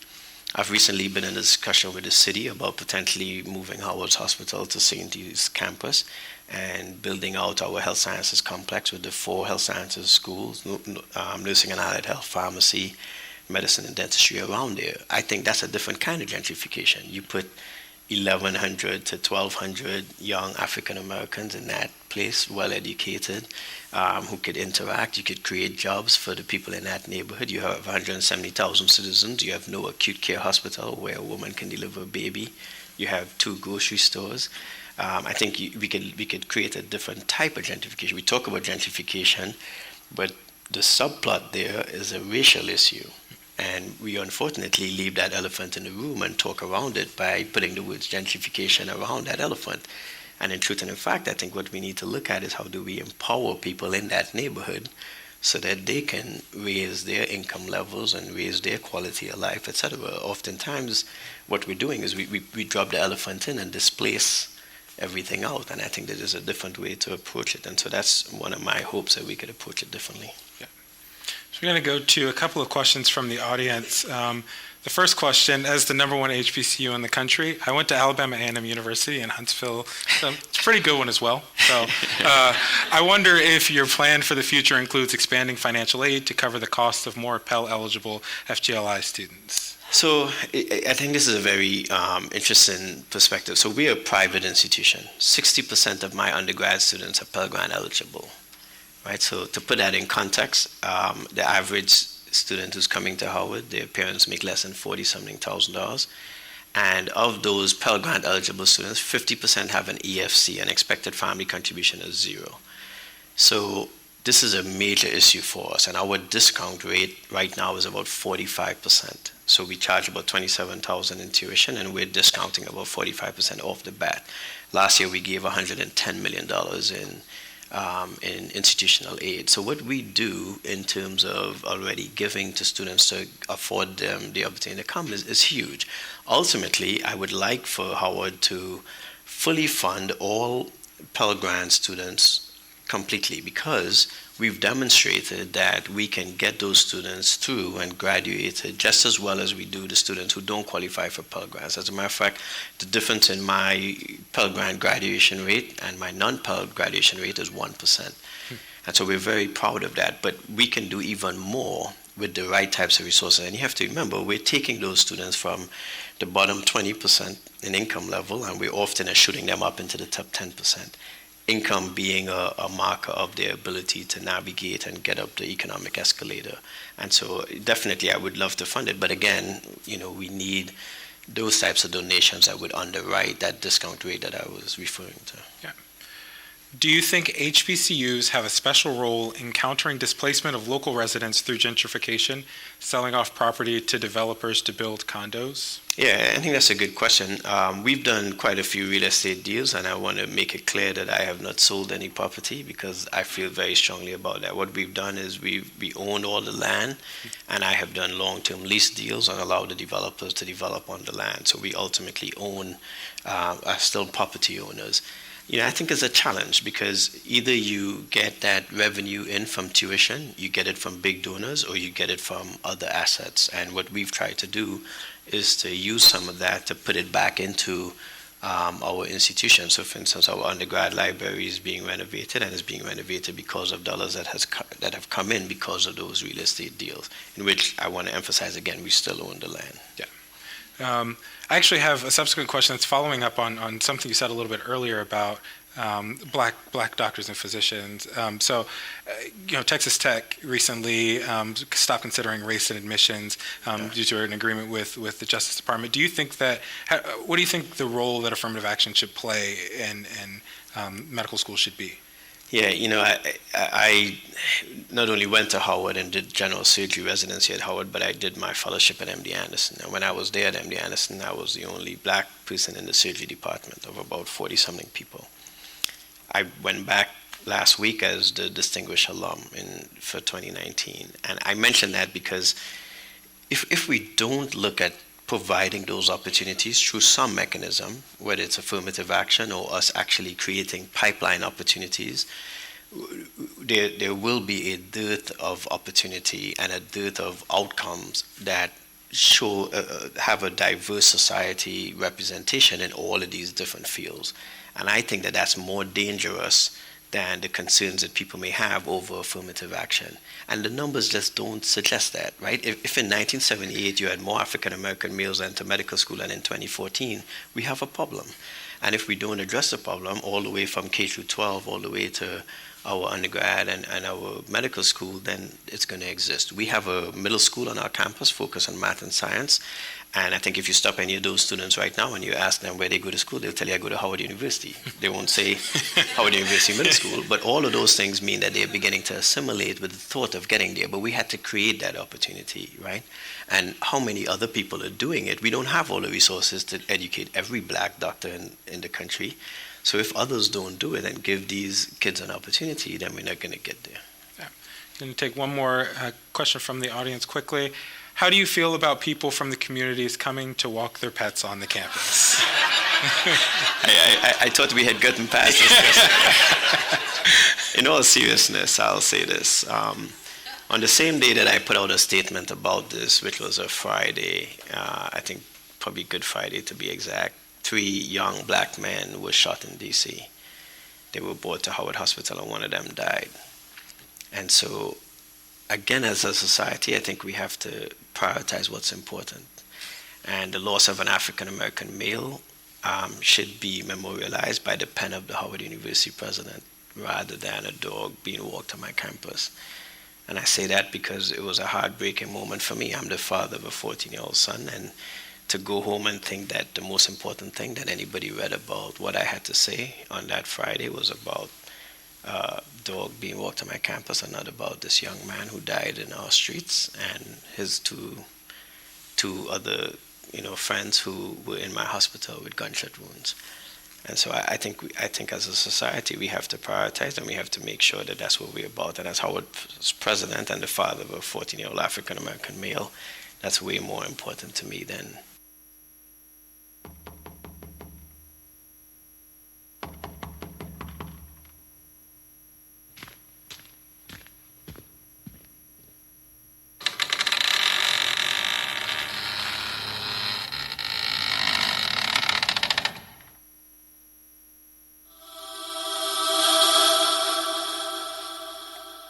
Tune into The Context with CSI Peter.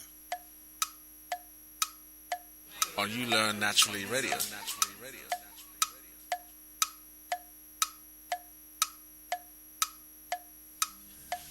Language and the use of words is extremely sensitive when it comes to the issue of racism. See, a lot of black people, they get emotional, but racism, as far as I understand, is like the core. It's like the sacred. It's sacred. It's their juice. You can't mess around with their juice. Do you understand?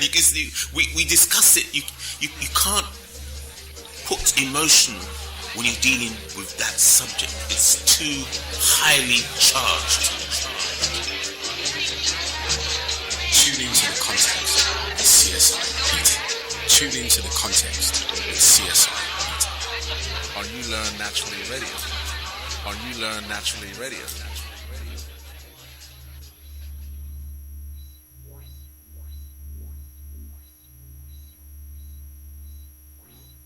Tune into The Context with CSI Peter.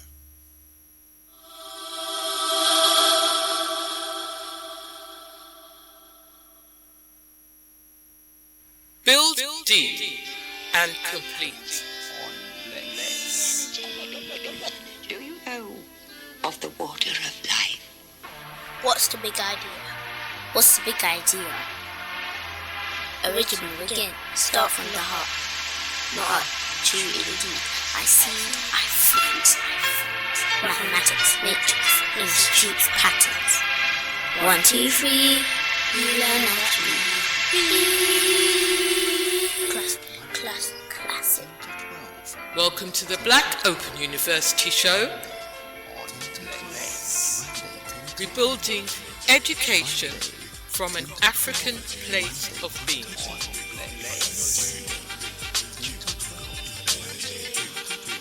Welcome to the Black Open University Show. Building education from an African place of being.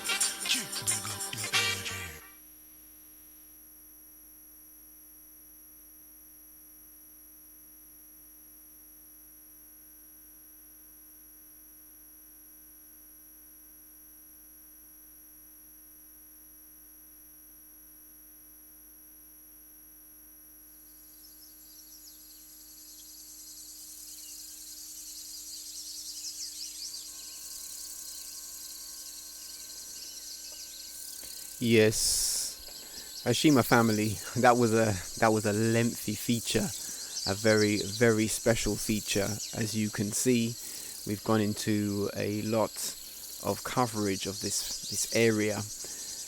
We're here. This is Astehmari, Ras Astehmari Bartekun. I am the principal for the Black Open University, and this is the Black Open University show here on Bless Radio.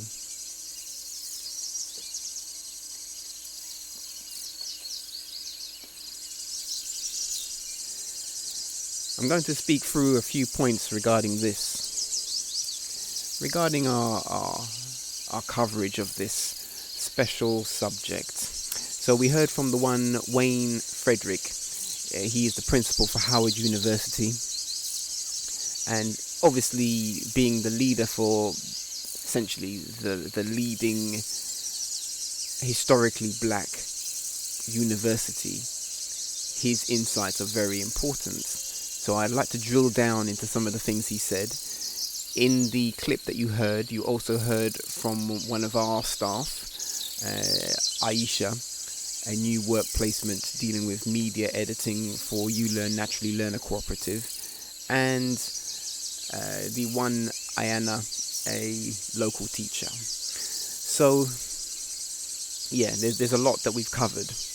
I wanted to pick on a few things, like, for example, things like diversifying the field. He mentioned so many interesting points. Diversifying the field. Let me run through some of them and I'll unpack them as in review. Diversifying the field. What does that really mean? To outpunch the weight class. To differentiate as a key. Differentiating the service. I'm just going to throw out these terms. These are terms he used. I want to unpack them. I think they're important in terms of building institutions of higher learning from an African place of being.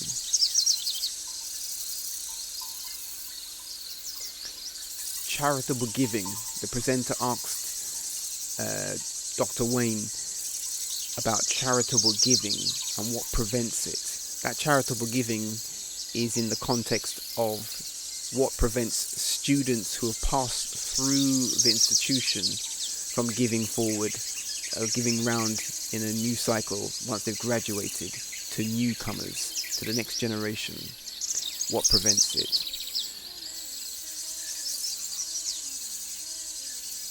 Dr. Wayne, he spoke about extinction events, the possibility that if Howard were to fail, not that it will, because it's well established, but if it were not funded properly and it did fail, that certain sectors of black intelligence would collapse and there would be an extinction of expertise in certain domains. That's interesting. Danger to national, what did he say? The national interest. A danger to the national interest. He sees some things, underfunding to the historically black colleges and universities, as a danger to the national interest. I am more skeptical about what the national interest is from a broadly American perspective. What is really meant by that? Yeah. International interests, interest Pan-Africa. I am interested in all of these things.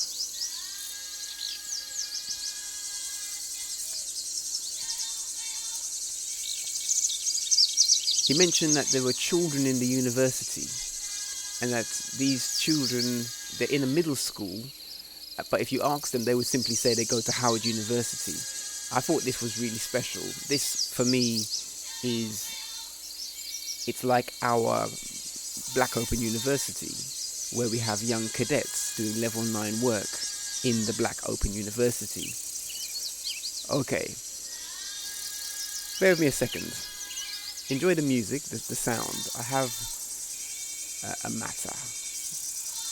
I shall return.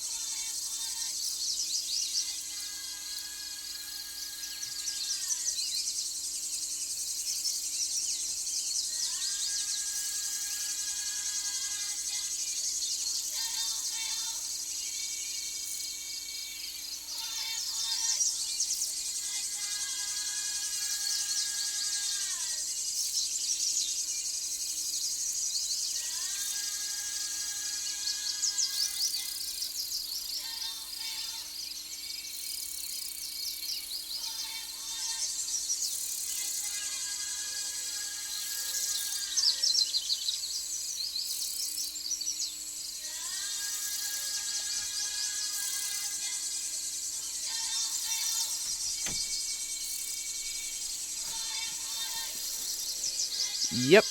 Well, thank you for that. Thank you for your patience. We had a little thing to deal with. But let me flow on. We were talking about the children in the Howard University Middle School and how they would call themselves, they would say, I go to Howard University.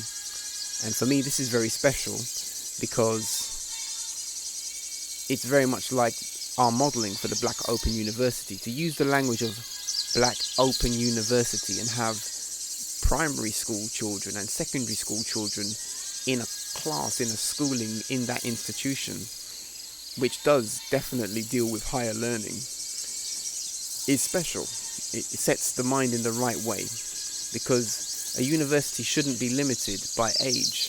And in the tradition of universities, there's always been a space for younger people to be in it, doing whatever their capacity allows them to do. So it's about excellence. There is some also news in the context of investment and funding. Trump, I hear, is looking to, in quotes, put more investment into HBCUs. I am very skeptical about the conduct of that one there, Mr. President Trump, leader of the free world. Yeah. So, yeah, a man like this who demonstrates no sort of integrity in the reasoning, who demonstrates globally, publicly, insecurities of a childish nature. Yeah, I know he's got some power to do certain things. He can execute certain things of force, but still, the idea that this character has goodwill for historically black colleges, I don't think so. So that thing should be investigated very carefully. In my opinion, he and his club of people, his sector, the ones that he represents in the utmost, they would want to undermine historically black colleges, perhaps to invest in them so that they become dependent on the federal government for America, so that in the future they can just cut the funding and smash it to pieces. I did tell you I'm skeptical about that, so that's my thoughts on that. We need to think about black investment. Where would that come from?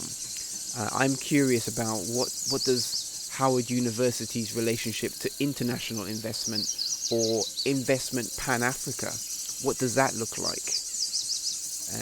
These things like challenging positions. Very recently I've been speaking with colleagues in different parts of the world who either are setting up or have already set up educational institutions, small schoolings, operations like this, mainly in Africa. And the question is about how to fund that, how to fund those institutions, because typically the governments, the people setting it up that I'm talking to, they're people who have travelled they're Africans who have travelled from the West, who have attracted some resources, having lived in the West. You say West, but to me, you get what I mean. Europe, the USA, this kind of thing. And then travelled back to the continent to set up educational institutions and are looking for ways to fund that. And the aspiration is often to turn to the States, to say, let's go to the States because there's rich black people there and we can get money from them. But listen carefully to the one, Dr. Wayne. He is the president for Howard University, and he's explaining the context in which they are challenged by funding and undermined in a certain way by the government's funding and even their own ability to generate huge endowments. What the reason this whole article came about, the reason why we have picked it up, is because they recently received a 10 million endowment for developing students in STEM. And that is the largest endowment that they've received. That endowment is spread over several institutions that come under historically black colleges and universities. It sits in comparison with endowments for other universities which are not historically black. Endowments that run more at the high end to tens of millions to hundreds of millions, 200 million, $100 million in endowments for some universities that, listen, so for 10 million to be the largest ever for a historically black university is an indictment in some way on the context in which our institutions that have grown to serve Africans, the context that they exist in the States and globally, because these institutions are in the world Pan-Africa, they are significant educational entities. Even though every African country will have university structures, these ones sit in a certain powerful space in relation to these things.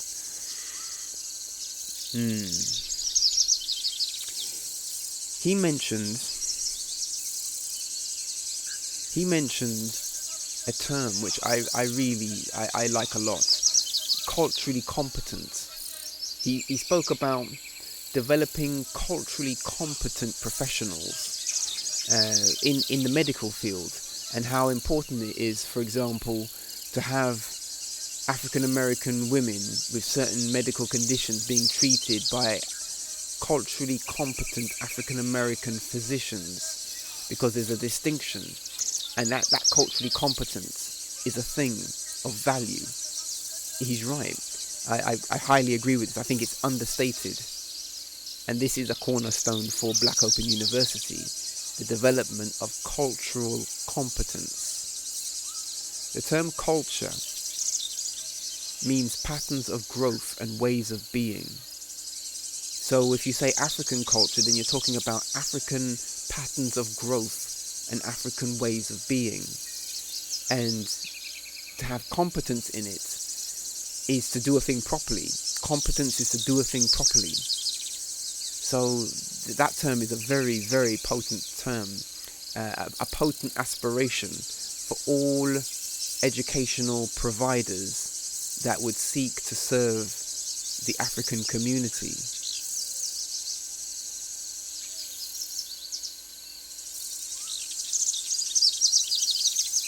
Obviously from an African place of being. I should say, by the way, just in case anyone is confused, developing a service from an African place of being, in my position, doesn't mean that people of other cultures can't access the service. It doesn't mean that. That may be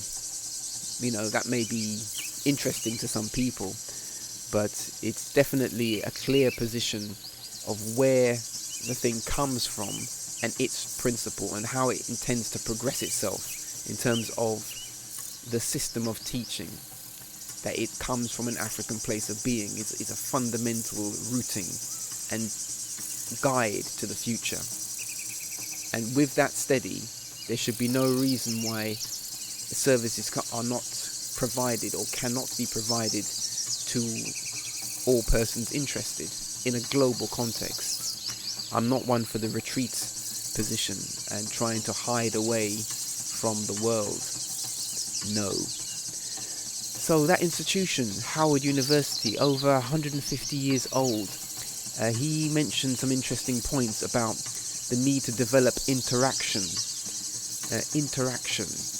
with the local society, He spoke about people coming near to the campus, but being able to pass through the area without realizing how special it is. And I can really feel that from our modest position as the Black Open University to have interaction. This is the whole principle of a learner cooperative. So interaction allows full appreciation of what is happening in the educational space and to value it properly. It is the higher way that we can succeed in delivering the kind of learning that we all desire, that we need.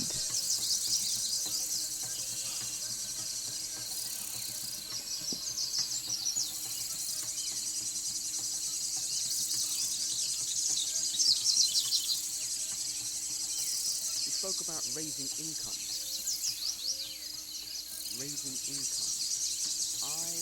Raising income is an interesting point.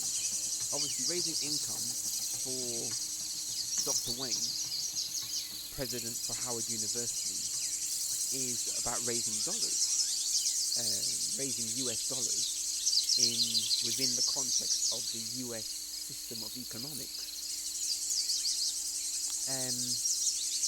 I see that the future of education from an African place of being needs to stand outside of any current systems of economics. There needs to be a different system of economics that serves the African interest. Because these systems that are currently there, they are built.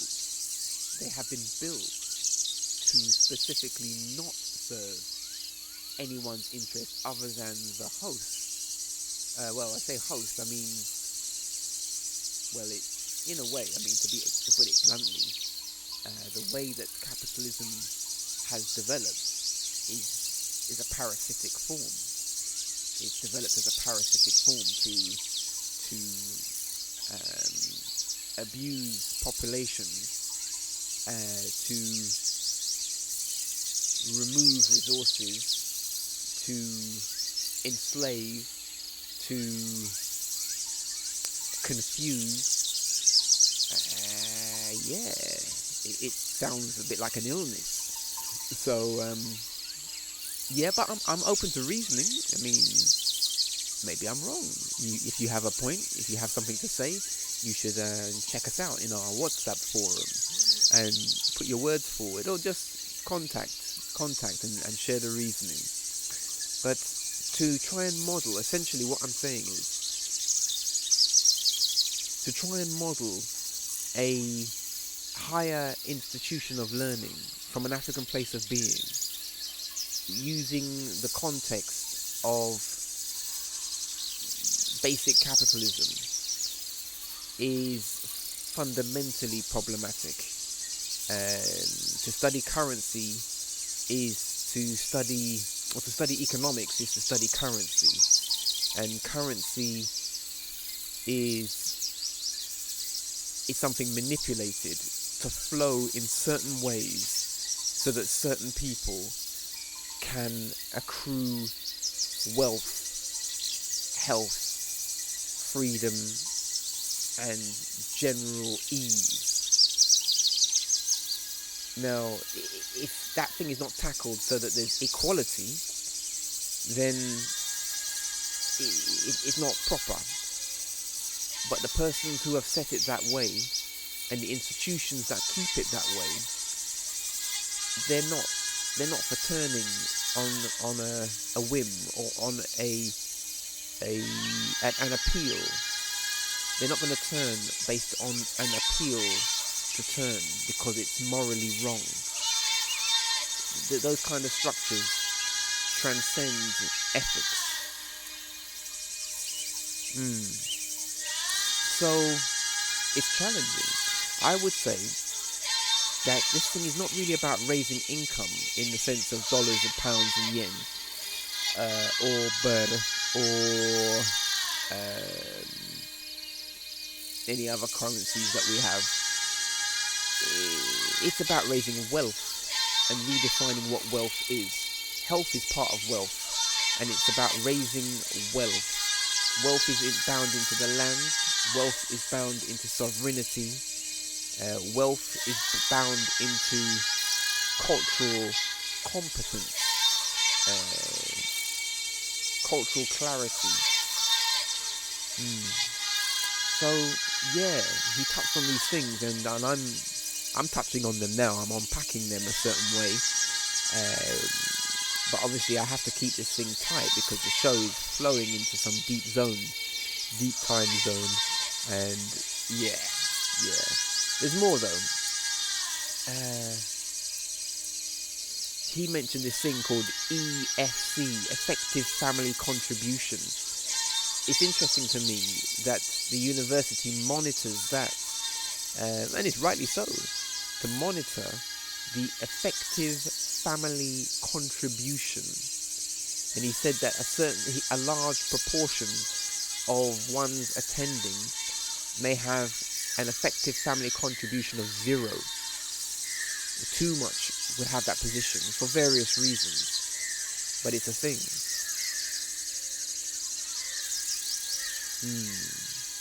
He spoke about pipeline opportunities, and that was in comparison to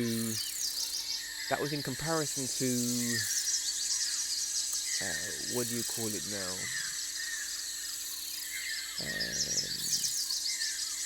When you have the word that's coming to mind is wrong. It's wrong. It's tokenism. When you say quotas, you're going to put a few people up. You must put in a certain number of people to balance the books. So you must have a certain number of blacks in to balance the books, or a certain number of women in to balance the books, or a certain number of black women in to balance the books, or whatever, black men, like this. Yeah, that quota thing is wrong as well. It's wrong mainly because it doesn't tackle the root reason why the imbalance took place. It tries to patch over something without tackling the root dynamic behind why the imbalance took place. So I'm interested in this pipeline opportunities. He didn't define it well, but I would shape it myself and look at it in a certain way of securing the connection between the educational institution and the place of work for the graduates. Securing that connectedness so that certain institutions who need the best get the best from your educational institution, like the Black Open University, and they know it's the best, and the world knows it's the best, and that's good. Pipeline, straight, oil pipeline. They pipe the oil from one place to another. We need to pipe the intelligence from institutions from an African place of being, valuing culture and self-development, community development, into more institutions that value the same thing, so that the whole structure can develop properly. It's necessary, and I hope no one feels displaced by that. It's a matter of health, a matter of not being continuously abused globally by various economic and political systems, which obviously is coming to an end. The context.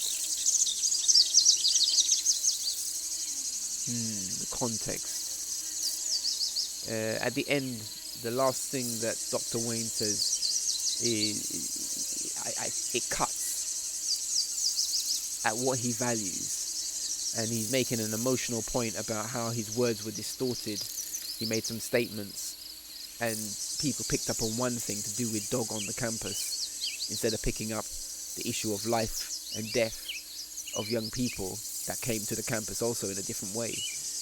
But that thing is a dynamic that they're always faced with, and you can't ignore it lightly, because even it came up in the show. It was the question that the presenter made was to talk about the if you like, the banter side of the reasoning instead of the serious point, which the good doctor had to bring back on to the table.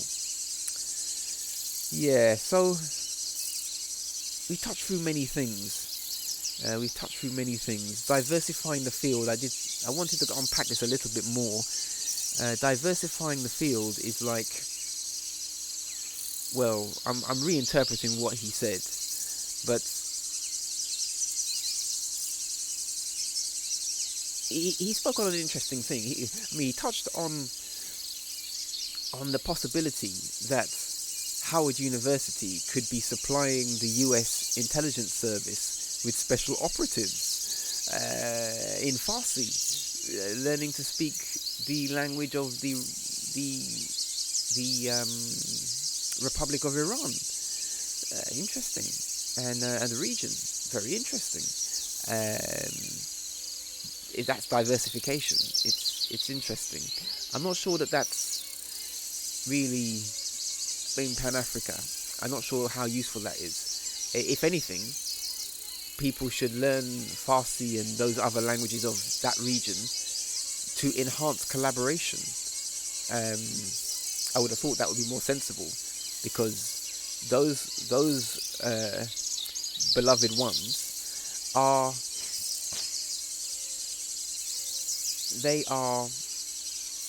in some regard at the front of certain issues that are bound to come to Africans. For example, the sovereignty of nuclear power, the freedom of a nation to develop fusion technologies and technologies of atomic quality and dynamic. It cannot be that some nations can dictate to other nations that they cannot develop in their knowledge of these fundamental things. And if they're doing it to Iran, then obviously the intention is to do it to everybody, which means that Africa is not supposed to have these things unless it's managed by someone else, and that's not right. So, with due respect, if we're to learn Farsi in our educational institutions, it should be to develop brotherhood with the many brothers and sisters of the nations of the world. And we should not just learn Farsi, we should learn all the languages, become experts in all of them through our higher educational institutions, with the specific purpose of forming collaborations and brotherhoods and sisterhoods of kinship, of nationhood. Sovereign nationhoods working together, of course. It's got to be this.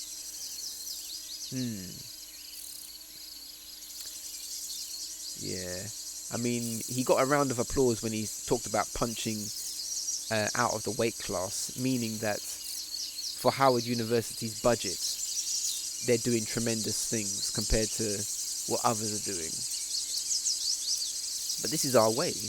African communities, people are excelling in so many fantastic ways, which is underrepresented in any mass media and made to look insignificant compared to what it is. So that principle that he's expressing is not new, but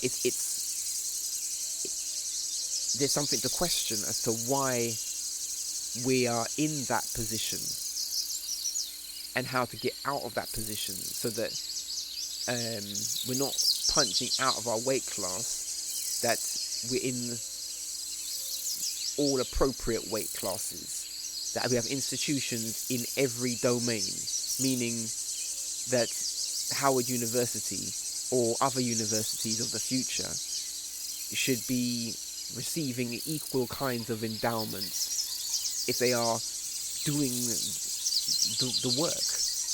If they are succeeding, as Howard is, they should be receiving as leaders. Anyway, underlying this is the big issue, the context of racism and the dynamics of this, how this works on the planet. Let's not beat around the bush. So we're coming to a kind of conclusion for this. We have touched onto many things, and probably I could go deeper. I feel like there's so much more that I could go into with this. But essentially, the reason why I valued this conversation is because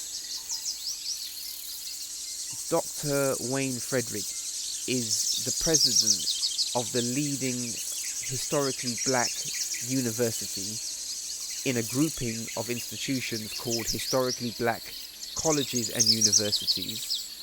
And he, as you just heard, has spoken about many issues.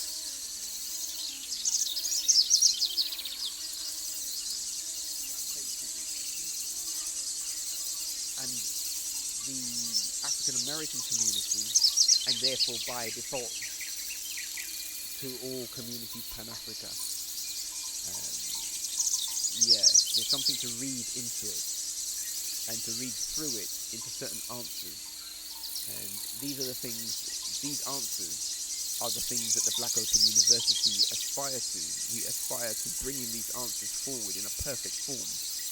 What I found interesting in all of that conversation also was that he didn't and couldn't speak, I feel, he couldn't and didn't speak to an African pedagogy, to a system of learning. He touched near to it when he drew on to cultural competence. But I think that he would not drill down into that, because if he did, he would lose funding from someone. And that's a problem, because the cultural competence is the key. The African pedagogy is the key. So this is the key to generating black excellence. And just to recap, because I know some people get excited when you say things like this, black excellence. Black excellence is not taking away from anyone else's excellence. Let me repeat that. Black excellence is not taking away from anyone else's excellence. It may expose some people's insecurities. That's a different thing. But you know, we can't promote a world where people live under insecurities. This is not the way. This is not the aspiration of any sovereign nation or being. We try to remove insecurity and build peace and stability. And that is the way. Okay, I'm going to bring myself to the conclusion of this. There is a lot. There's a lot. I'd like to just keep going on it, but I'm going to wrap it up now and say that we've gone in there on a good level. I give thanks to all the team that was involved in preparing this. There's quite a lot that went into that extract in terms of preparing it for you. So we give thanks to those ones there, one Tosan for the part of the editing, and Aisha and Ayana and Yvonne and other placements that were in a broader context, and obviously to my assistant this evening, who is fast asleep, Yasmin. Oh, you know she's sweet though. So yeah, we have to build up that brilliance and try and stop our genius from being dealt with on the farm. You know, it's not a farm. Our children are not animals. They shouldn't be on the farm being worked or being herded into stupidity. That's a bit a heavy word. It's a bit late for that, isn't it? But you may be listening to this in the daytime. But when I'm saying this to you, it's shadow time. We're deep in the shadow hours. And so we're flowing like this. Our children shouldn't be herded into stupidity and the destruction of African identity and culture. We shouldn't allow our children to be herded into that. And so, let us build up the genius.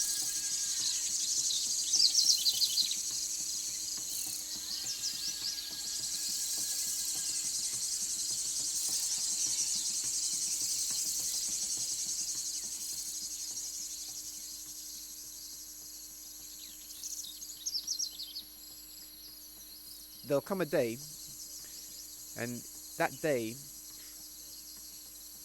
well, that day is very special. And you know what's coming now. We're coming to the closure of our show.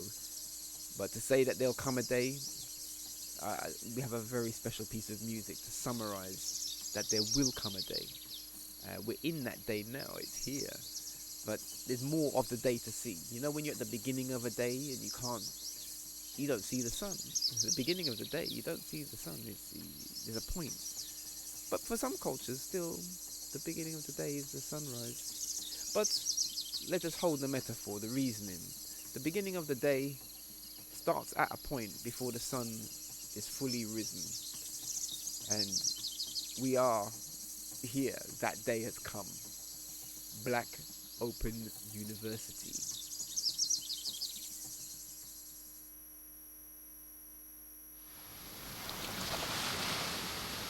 Utawagi Salamta. Exiri Masagan Hashima Tawadi Asab. Creator be praised. Respect the warrior idea. There'll come a day.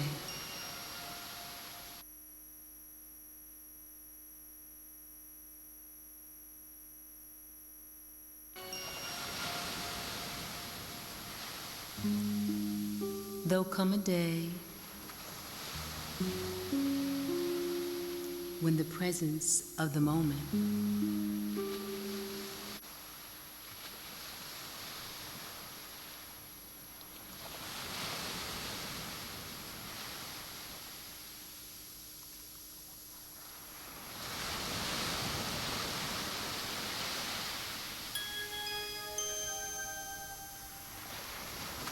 there'll come a day. There'll come a day.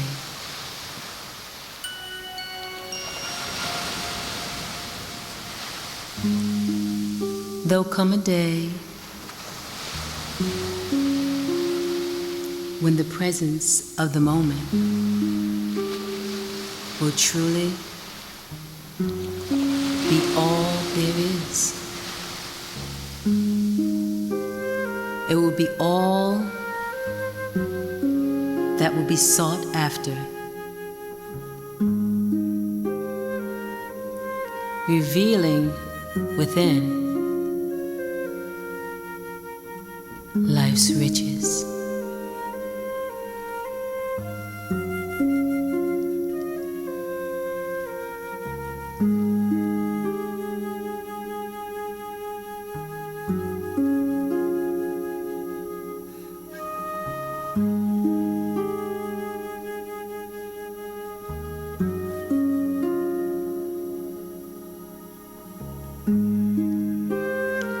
There'll come a day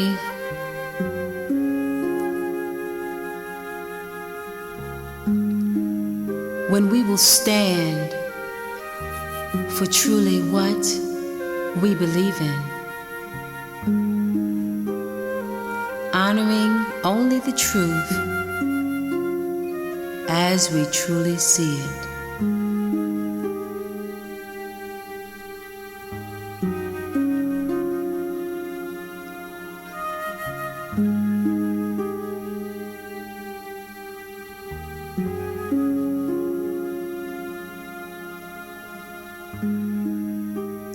And on this day,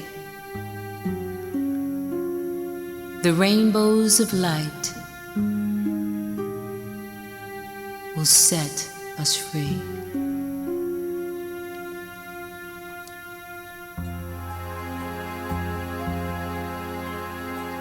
Deep within our souls, we'll know that only the goodness must show.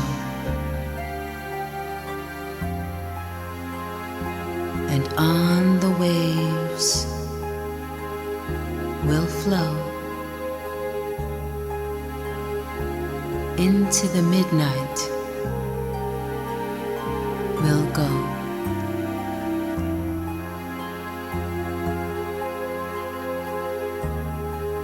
An abyss of which we'll have no fear, because we'll always know that the Creator is here.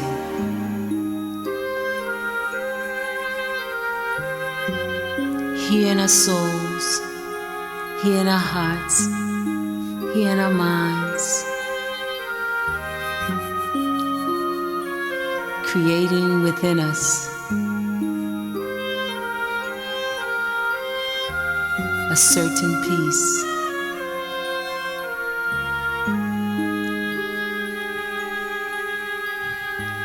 A peace withstanding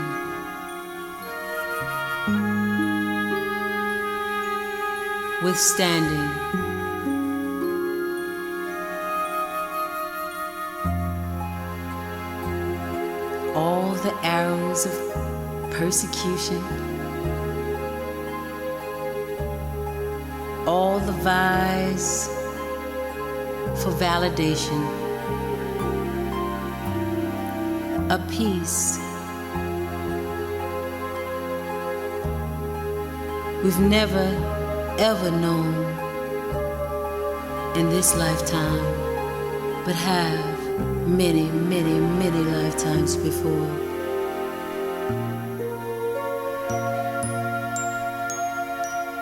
Open the door. Open the door to your heart.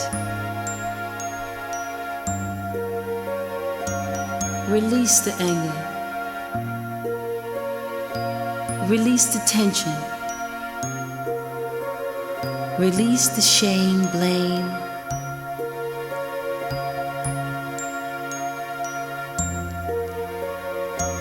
Release the fear. As you know, the Creator is here, here in abundance for you,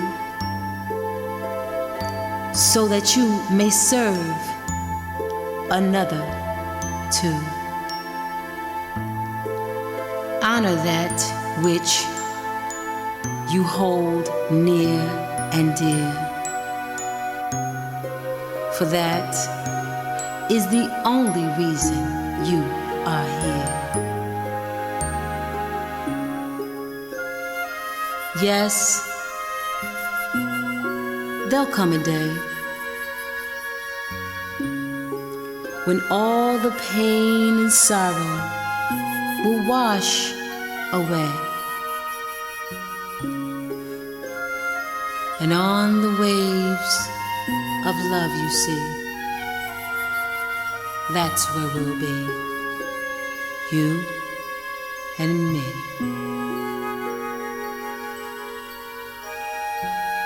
You and me.